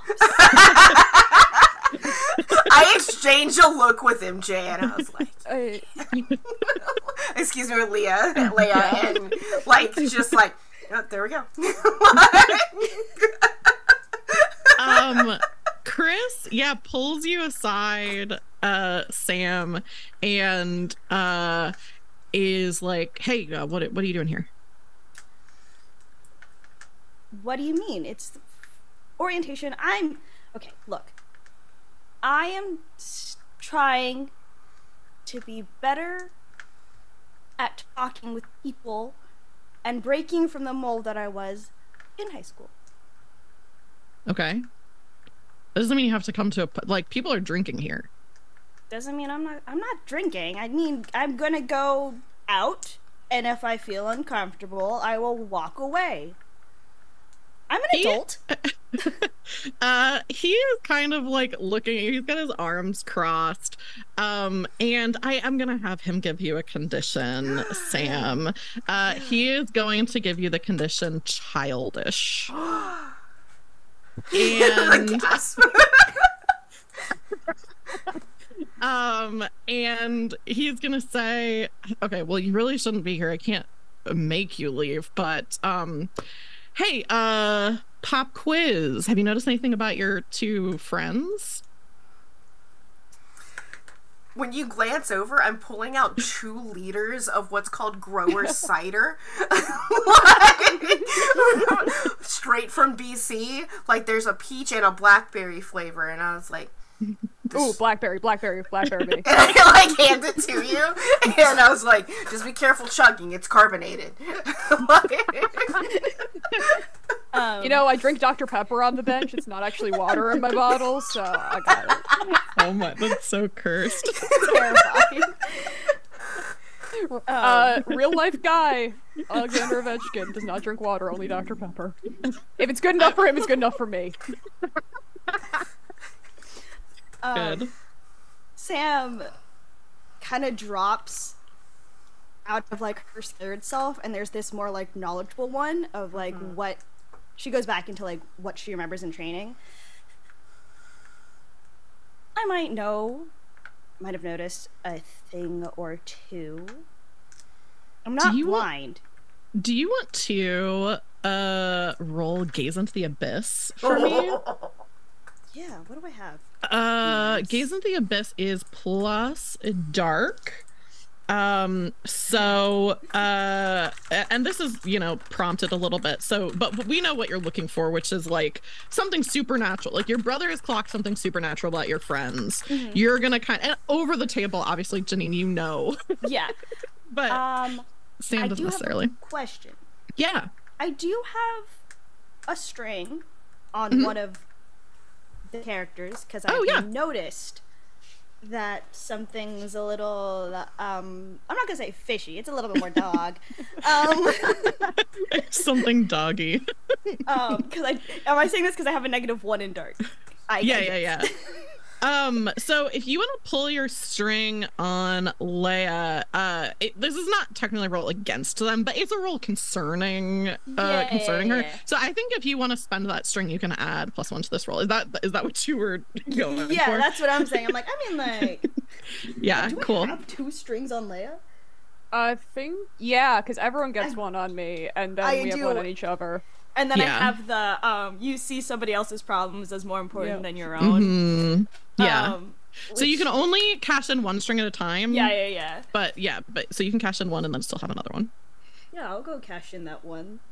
So I don't have this -1 on dark anymore. Yeah. That's fair. Oh no. What did you get? Okay. Listen, we love the spice. Okay. Oh, so here's what I think this is. You say like, oh, I've noticed something, and then as you're kind of going into your mind of like, okay, something supernatural, okay, something's kind of fishy. You don't. This is like your brother is doing the thing that he intended to do, which is to catch you off guard in this moment and show you why he's the chosen one, because he's noticed and you have not, even though he just met them and you've been with them all day. And because you got a full failure, I don't know if I already said this, give yourself experience because you get that. He is going to take another string on you. That's great. That's cool. That's cute. That's cute. That's cute. And is kind of gonna like roll his eyes and say like, yeah, well, I mean, I guess you don't have the gift. But yeah, just keep an eye out. Maybe you'll be able to catch up. Have a nice night, Chris. I'll try. And he goes back to what he was doing, but still kind of like has his eye on you. We kind of know a little bit. Oh, were you gonna say, Janine, were you gonna say something else? No. Okay.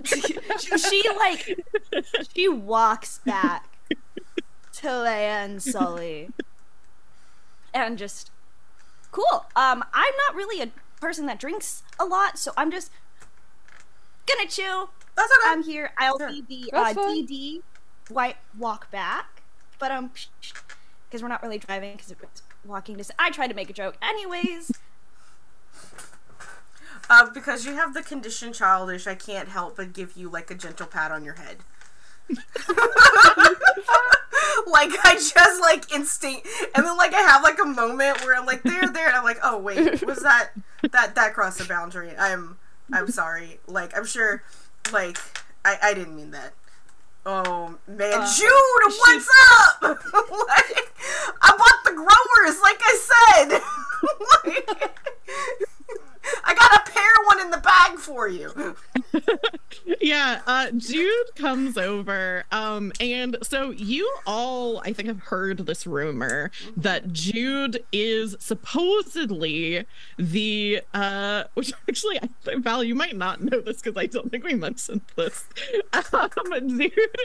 Jude is supposedly the, going to be a contestant for like a college version of The Bachelor. The rumor around campus is that like he's gonna be the next Bachelor, like the college years. Yeah. Which I will say is a little bit surprising. He does not look like your typical like Bachelor. Like they're trying to diversify the show. I gotcha. Yeah, normal people. Yeah, people on the Reddit keep complaining that it's like, I just want normal people to be on this show dating. Like, I want someone to look like me. Like, yeah, he's still definitely like handsome, but he's not that like kind of chiseled, you know, like he's also like mixed race, which like most bachelors are white. He has kind of these soft facial features, dark curly hair, hazel eyes, and just kind of like soft looking. Like I think he would look. He's also tin ply. Kind of a soft boy, and comes up and is like, "Hey, yeah, I'm really glad that that like you know that we're gonna be at this party together because you know I'm really excited. This is my like first college party. Yeah." And it's, yeah. Like, kind of, here, and I shoved the 2-liter in his arms.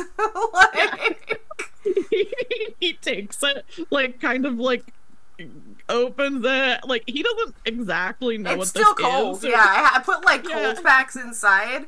Like, he's kind of got the look of like someone who doesn't drink and they're like, is this liquor or is this like just I'm supposed to drink it? So you know, like, this is how Canadians get white girl wasted in the forest. Like, this is, you will like pace yourself. There's a lot of sugar. Like, he kind of starts drinking it and looks at the other two of you and is like, hey, what's up, dude? We're in the same class, but nice to actually meet you, not the whole like icebreaker thing. So yeah, you here to give us a rose? When you say that, I actually think this, because of something that you don't know, I think this is a rule to shut someone down. Ooh, I'm bad at these. Man, if you fail, he better pull out a flower and give it to you. This is MJ accidentally min-maxes because I can't roll above a 6 in my bad stats. But of course I'm saying that. That is a 4, baby! Cool, good. Okay, so mark experience. And okay, what am I going to, what do I get to do with a 4?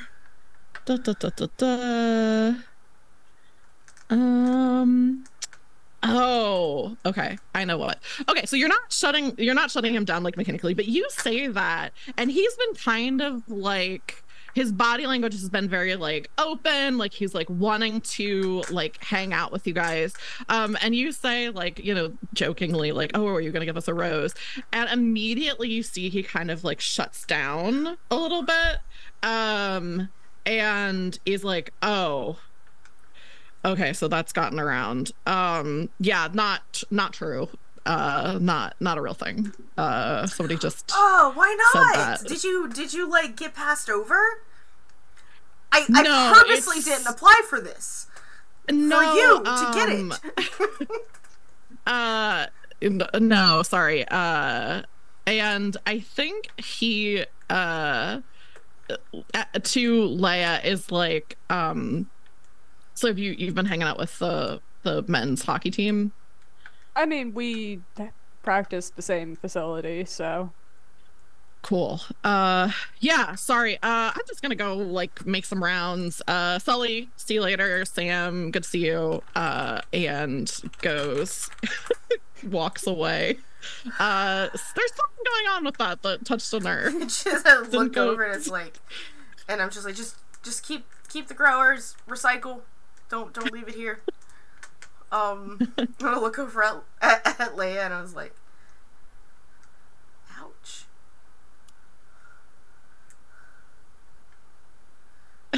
Never successful interaction with a human being.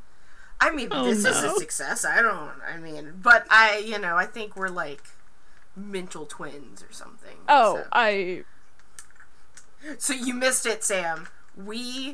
Before you came out of your room, we were literally dressed exactly alike, and I had to go change. Was it the flannels? It was the flannels. Yes, it was the flannels. I did wear a flannel earlier, and then I stopped myself because I had a feeling like you might wore. I'm more of a denim jacket kind of a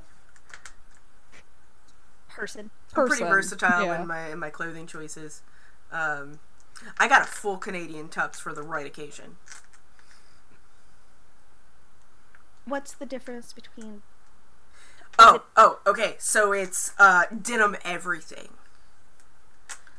So you have like jeans, a denim shirt, a denim jacket, denim socks, denim no, I'm just kidding with the boxers part. It's like we I don't like chafing, so we clearly have regular boxers. Mm-hmm. Understood. Got it. Yeah. Cool. Mm-hmm. And Chucks. Obviously. Yeah, but that's like the issue with Chucks is that I live in Ontario and it gets really cold, so you have to like get the rubber. Well, you Chucks. just wear wool socks under them. That is true.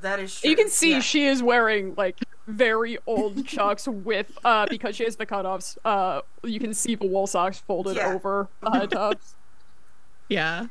As you're kind of talking and like having this conversation, Sully, you feel someone kind of like come up behind you and give you like a little bit of a tap on the shoulder. I got the shivers on that one. Hello. Please, I'm like a prey animal. Please don't do that. And I turn around. Say all of this stuff, and you turn around and it is B behind be still, my heart. Like, that's inside his head. And she kind of like looking shy, but that kind of like practiced like faux shyness. And is kind of looks behind you, and she's like, I heard you had the, like kind of the I don't know, maybe you had something that you could share with the class? Oh, yeah, I got the Canadian stuff. This is the last one, and I was saving it for you. And I pull out the strawberry 2-liter cider. She takes it and is like, hey, Leia, hey, are you two are friends? We met today. Yeah, we met today. And now, yeah. Are you two friends? Roommates. We share the same 12 by 14 prison cell. The glint in his eye, like, in this moment. Like, he's like, oh, yeah. Oh, nice. Well, I kind of just, like, give, like, a glance around because, I am surrounded by these three cuties, right? And I want to make sure that, because I have been in this position before, like, where I've also gotten chin checked, because it's like, none of you have, like, SOs here, right? Because, I don't want to get clocked just in case. You know what? It's fine. I think we're good. Hey, how's it? No, totally single. Cool. Me too. Yeah, no, long distance doesn't seem like it. Also, never too attached to one person looking for the right one. It's, Are you part of that, polygamy, polyamorous thing? No, okay. It's, like, I just looking for, I'm drunk. You know what? You are a quarter through that liter. Like, you have been going at it, and it's got a lot of sugar. Did you eat before you came here? I told you we should have crushed some sandos. I got a slice of some. The man behind the counter was very mean to me. Hold on a second. And I have several pockets in this. This is like a true, like, this man has never driven in his life backpack. And I was like, passenger princess. Essentially, yeah. But also, like, you don't drive in Toronto, like, and just like pulls out like a little, like, plastic wrap sandwich and, like, hands it to you. Like, there you go. Thanks, Mom. You're welcome. Like, takes it. Sam is halfway pulling out a granola bar from, like, one of the pockets inside of her jacket, sees you already grabbed a sandwich, and then puts it back. Do you want one, too? No, I'm good. I ate. Okay. Thank you. Because I also have, like, protein powder that we can just, like, in a shaker if you need. like for that little pre-workout if you needed a boost? You know. All right. Listen, I just come prepared for all scenarios. Yeah. Nice. Yeah. Nice. You know, I'm just a really go with the flow kind of person. you know, that's great. That's great. So funny to try. It's it's just like one time I got lost in the woods and I didn't for like 2 days and I didn't have any like snacks on me after 2 hours. Gosh, that sounds so scary. Oh, listen, the Canadian wilderness. Have you ever just ran into a moose? It's not that scary. Like, we would always drive up to Canada to be in Canada. Did you go see Niagara Falls? Like, no. From the right side? No, it's mostly, like, there's not a lot to do in Saskatchewan. We always ended up in Saskatchewan. So, like, what if there is something? Was it to play? Like, that's the only reason you would go to Saskatchewan. No, it was because we were like, I think Saskatchewan's in driving distance. Like, Saskatchewan's what, 14-hour drive? It's really easy. Yeah. And then we get there, and I mentioned I'm drunk. Yeah, you are. It's okay. Just crush that sando. You should be good. You can see this whole time because Leia is somewhat on the pale side. She has freckles, but that's about it. That she sort of has the flush, but you can't tell if it's embarrassment or alcohol. And every time she notices it, she throws back a little more because it's like, see, it's the flush. It's fine. Yeah. Yeah, I think B kind of like hangs around, like, you know, during this conversation. And is there anything else that you all are like, are there people that you want to talk to? Are there things that you want to do while you're at this party with all these other people? What are your ambitions for this party? I'm gonna lean over to Sam and kind of like, it's like, hey, is that the guy that was like yelling at you about cryptids earlier? Which one are you referencing? That guy, like Jovi. Like I'm pointing, like I'm kind of like giving like the little nod towards him. I wouldn't say it was yelling. It was more of like a conversation where I didn't really get to talk much, so it was more of like a presentation. Okay, give me a second. I'll be right back. I'm gonna look at like Leia to watch Sam, and then I like take a moment for a second. Keep an eye on her. She's drunk. And I like saunter over to Jovi and I'd be like, hey man, what's up? Hey, not too much, just kind of keeping an eye out for, you know, anything that could be in these woods. I've heard stories. Listen, let me tell you something. I've been here for like a week, right? Because I'm a track kid. 2 nights ago, just going for my like little hike, okay? Around this time, about 400 meters that way, and I point east, I could have sworn I heard something scream, and then rocks fell. They almost missed me from the cliff.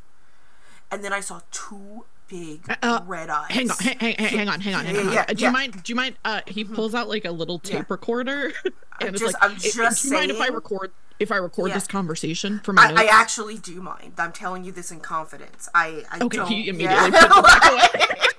I'm just saying, if it's gonna show again, you should go now. Because it was at this time. It's like, it might be Mothman. He like nods and he's like, yeah, I mean, Ohio is in Mothman's kind of general vicinity. Okay, thank you so much. He hands you a business card. And is like, I'll be in contact. And takes off into the woods. He did not get my contact information, and I purposely didn't give it to him, but it doesn't matter because he sleeps in the same room as me. And I still don't know. Like, in fact, I might even, like, go to bed before him, and when he comes in, I will be asleep, and then I will wake up before him, and we still are not going to realize it's each other until I see the weird cryptid posters on the wall. Given what we know about what's doomed to happen at the end of the episode, I will say, if he comes back in. Oh no, did I send this man to get eaten by Mothman? I was lying. What about Sam and Leia? Is there anything that you're wanting to do at this party? Nothing good. Well, that's not what I asked. Based on Leia's entire character, I feel like she wants to get back into her comfort zone of being physically stronger than everyone else, so anyone who's down for arm wrestling is getting arm wrestled. Good. Keg stand, obviously, have to participate in that. And one thing that I think Sam would notice is that as she's doing the keg stand, her shirt sort of starts to fall. You see just the very, very faintest hint, because most of it is still covered by the shirt, of a couple, like, silver scars running across the small of her back. Ooh. Sam is watching Leia like a hawk, but is also, like, now in competition mode of, like, now trying to find anything suspicious. Not suspicious, but, like, what she's trained to, like, find. Now that her brother has just set her into a more competitive, very childlike games at this point, as she's searching, but is also trying to, like, stay focused. But is also, like, every so often, like, anything?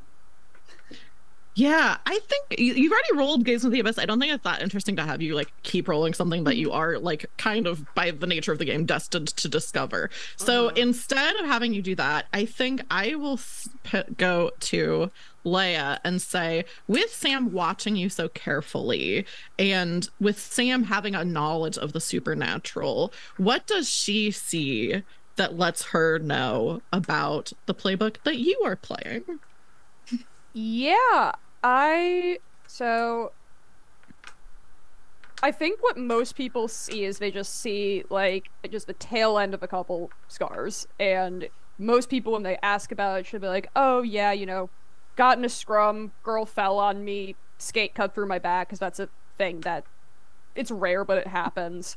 And so I think that with Sam's knowledge of the supernatural, that you sort of get the, like, the Lara Croft second sight of just being able to see that across the entirety of her back looks like claw marks.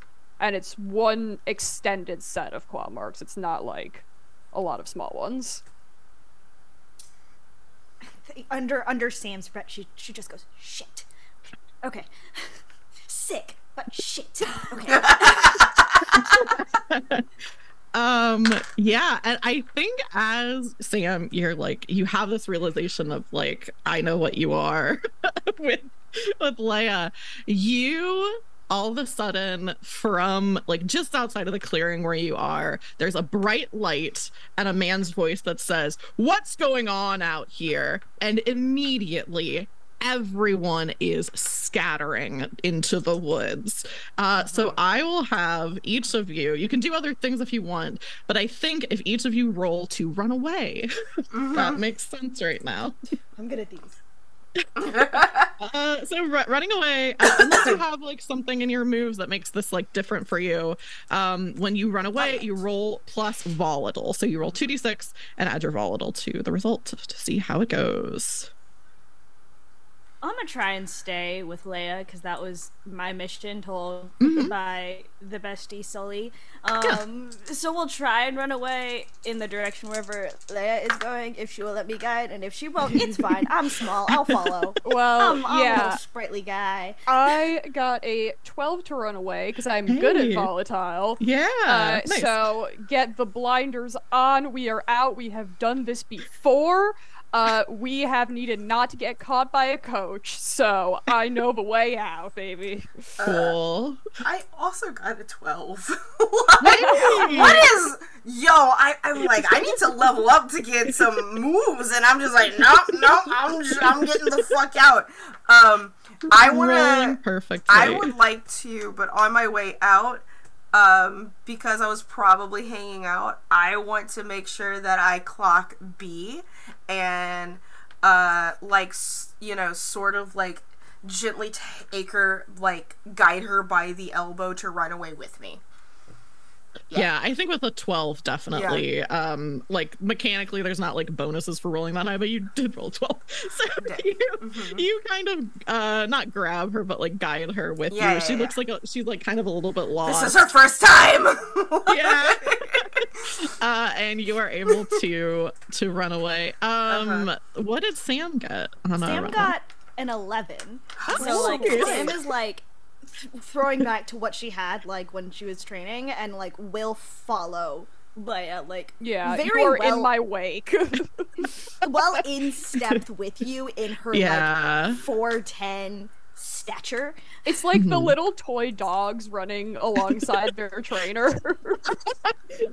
So... so it's just like the Yorkie. Yeah, it's fine. So Leia and Sam peel off in one direction. It sounds like Sully and Anne are not Anne, sorry, just B, running off in a different direction. Scatter. Yeah. Yeah. And I think actually, ooh, how do I want to do this?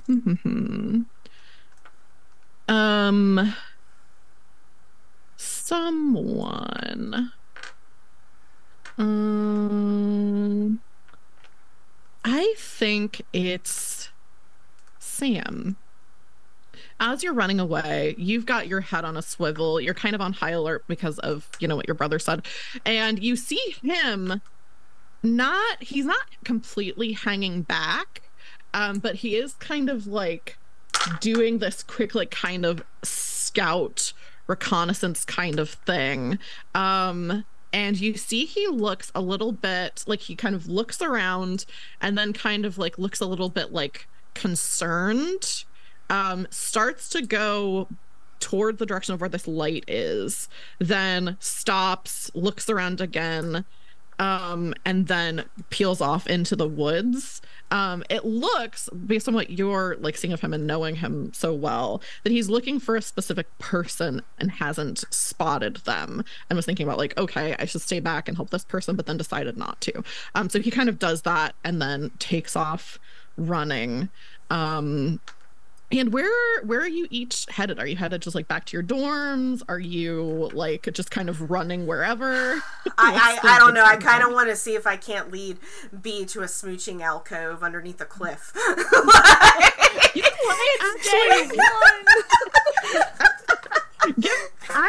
what? Roll to turn someone on. Roll plus hot. You know, I did save her. Like, you did save her. I think that's why I'm having you roll it. It's a fucking 12. I rolled like, nothing bad. What is my? I have never rolled this well before, but like, you know, Zeus is aligning the stars right now for Sully. Yeah, you two run off together, and actually I think I'm gonna cut back to that. Where are Sam and Leia running off to? As far away as possible. It is, you know, not to beat the metaphor into the ground, but this is, you know, Hound Vet's caught a scent, but sort of in reverse because running away. It is the blinders are on until I know that everything is fine. While we are running, Sam is just kind of like doing a little thing where she does try to like teeter and like motion towards Leia to do a long loop back to campus, just to like make sure we're not going too far into the woods. Just going, okay, it's okay. We can make a big loop. It's fine. Good. I love it. Yeah, during this big loop, I think there's definitely a moment where you hear someone else running in the woods and see that it is Jovi. You managed to run into contact with, who I think just kind of like says something of let me know if you see anything. I thought I heard a ghost, and it's just like still like running. And yeah, I didn't see Mothman. I think I heard a ghost. And like kind of so and you know, part ways, because I'm sure you two are like, we don't really want to we don't really be running with you. And I also think Leia, you as like kind of going back a little bit, when you started to run away, definitely clocked that the person who had come to bust at the party was like a campus security person. So like not a police officer, but like someone who kind of thinks that they're a police officer. And there's like maybe a couple of them that you like kind of see and like catch the whiff of as you're like running away. But Sam and Leia both able to make it back to your dorm like perfectly fine. You rolled really well on the runaway check. Sully, you are with B, and like she is like, it's the thing you said, like you saved her from this thing, you kind of run off in this direction. To I'm sure where Sully knows is like this other place in the woods that's like a makeout spot. I was I was shown the spot. I haven't taken anyone here yet. What is the spot like?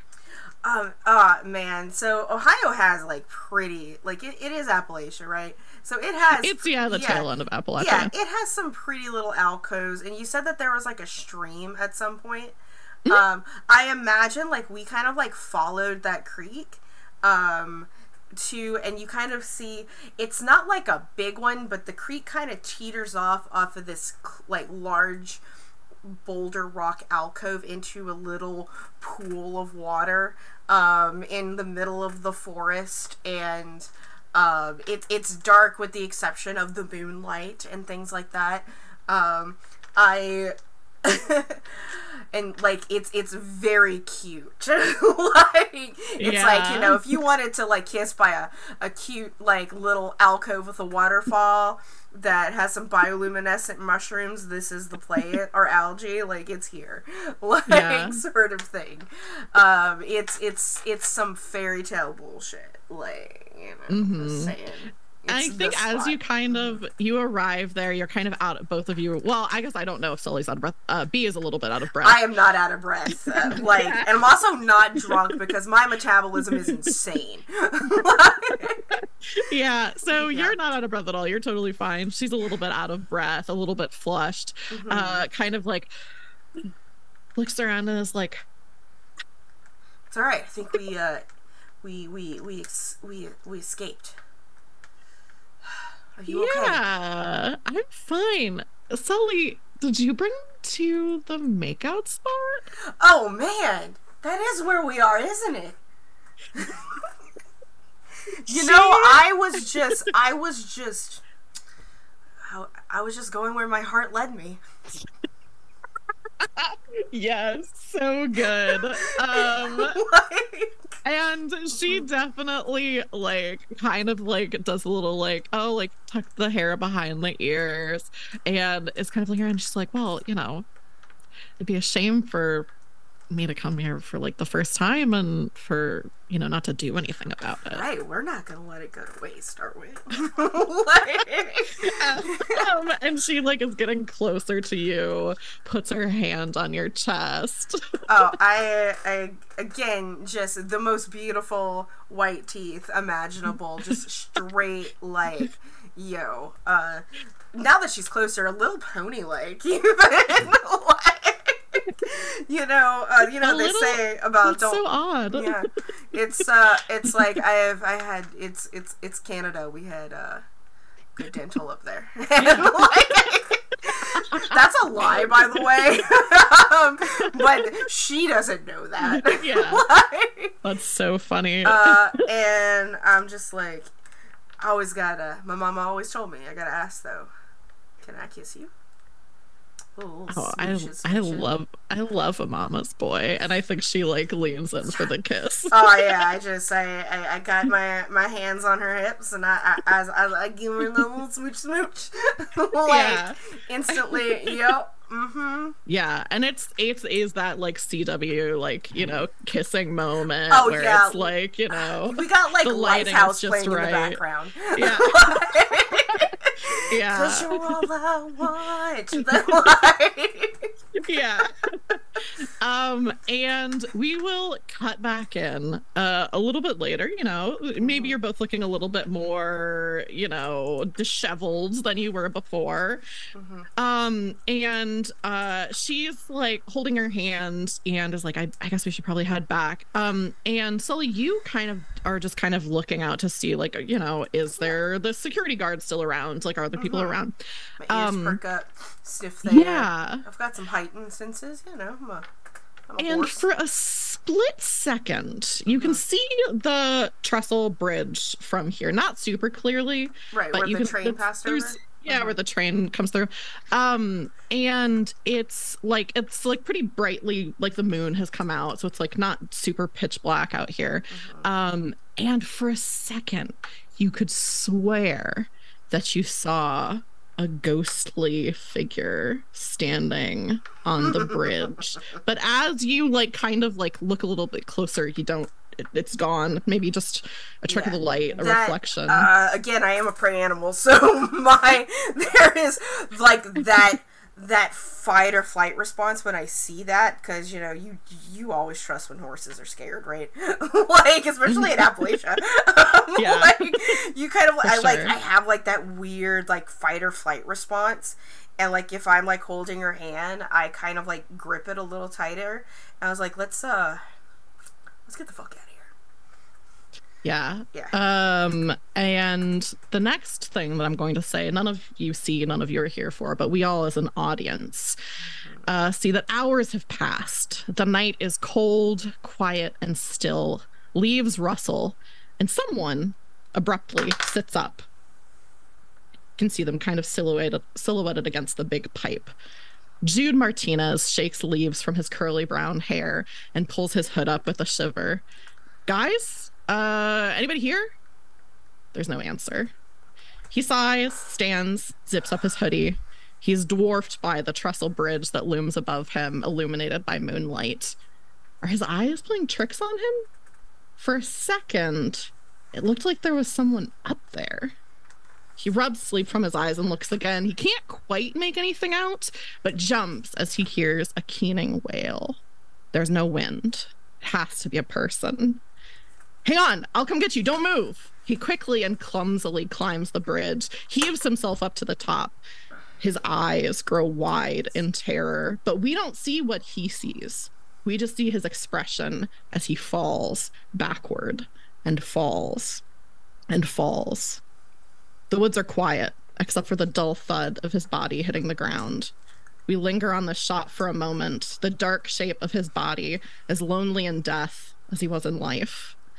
And then something leaps for him from the darkness. A spray of blood hits the pipe, and the screen goes black. And that is where we're going to wrap up our premiere episode of MonsterHearts Freshman Year. I'm going to throw it around to each of you to let us know who you are, where people can find you, one or two projects that are active right now that you're working on. And we're going to go in the same order that we did before, so I'm going to throw it over to Val. Hey everyone, my name is Val Jantha Rosary on the internet. I produce TTRPGs for me and my friends over on my channel. Though right now I am on a hiatus until November as far as that goes. But I am casually streaming either Dinosaurs or Baldur's Gate on my channel in efforts to raise money for Extra Life. I am currently meeting all of my sub points with $1 donations for the rest of the year over on my channel. So if you subscribe to my channel during September, $1 goes to the Extra Life Foundation. So that's cool. Otherwise, you can find me over on Sword and Key. I don't know exactly when because the dates are weird. Probably the 1st of October, where we play some Brindlewood Bay. Where we're in Illinois, so there's also some creepy shit happening there. I think, or Indiana. I don't know. It's a Great Lakes thing. But other than that, you can just find me on everywhere at Valdranth. That's me. I'm gonna pass it to Janine. Hello, Janine Florence on like every single social media thing is my username for most things. If you're looking for me. I'm also a voice actor, and I'm also working currently with Queer PG on their second season of Kith and Kin, which is a Kith and Pen, which is a Wander Home campaign. We're gonna have episode 12 drop tomorrow, Wednesday. So come along, check out some cute little critters running around. Yeah, I play a taller character there. Good. Yeah, and then we'll throw it over to MJ. Yeah, what's up? I'm MJ. I go by like something different on every site. I need to fix that about myself. I am a professional game master on Star Playing Games. I'm the only MJ there, so if you look up MJ, you will see me. I do D&D, Pathfinder, Starfinder, Masks. I will ideally soon be running Old Gods of Appalachia on there. I publish supplements on DM's Guild under Ghost River Games. And I just started working on some new music under the name Bite to Draw Blood, so I'm hoping to drop some demos of that in a few weeks. Very cool. I love it. I'm going to talk a little bit about myself, and then I'm going to talk about some stuff that Girls Run These Worlds has going on coming up. So first of all, I'm Taylor. I'm everywhere on the internet as Roll4 Felicity, including my own Twitch channel where I run mostly one-shots of a bunch of different systems. Coming up this month, I've got, actually my friend is running a game that they wrote called Wizard Pals. That's going to be the third in like a series of one-shots. Excited for that. And starting in, I believe, November, so it's a little way out, I'm going to be doing a limited series of Wander Home on my channel. So if you like one shots, if you like what I'm doing here, you can follow me at Twitter, Tumblr, Twitch, YouTube, all Roll4 Felicity. I'm trying to hit 100 subs on YouTube, so that would be great if you follow me over there. But that's me. As for Girls Run These Worlds, I've got some different announcements of some exciting stuff that we have going on here. First of all, on Thursdays, we have Alien Destroyer of Worlds, sponsored by Free League. Join Game Mother Fiona and her crack team of colonial marines as she throws them through a gauntlet of one hell after another. Fiona is an amazing GM, and her running Alien is just chef's kiss. It's so good. So definitely come back for that. And then also Cryptid Creeks. Cryptid Creeks hit Kickstarter on September 5th, smashing all of its stretch goals in the blink of a giant octopus's eye. And we cooked up something with Hatchling Games to showcase this adventurous new system. So check out the YouTube exclusive with JC Darcy, Liv Kennedy, Gast, Ida, and Mo, and then back the Kickstarter to get your hands on the game yourself. Cryptid Creeks looks super, super good. I've played Inspire Isles, which is another game from the same company, so definitely come here for that. Definitely come, not come here, I guess this is Twitch, but go to YouTube. Go to YouTube for the Cryptid Creeks game. And I believe that is what we have got going on as far as Girls Run These Worlds announcements. Are we raiding someone? Do I need to shout out a raid? I don't know. I haven't gotten any like indication from anyone in the Discords that we're raiding. Okay. If they're, because I'm not on the page, but oh yeah, yeah. But we are gonna transition to the ending, and if we do, stick around. If not, it's a thing. So yes, absolutely, yeah. And thank you all so much for watching. Come back next week for this game, Bye. and we'll see you then. Bye.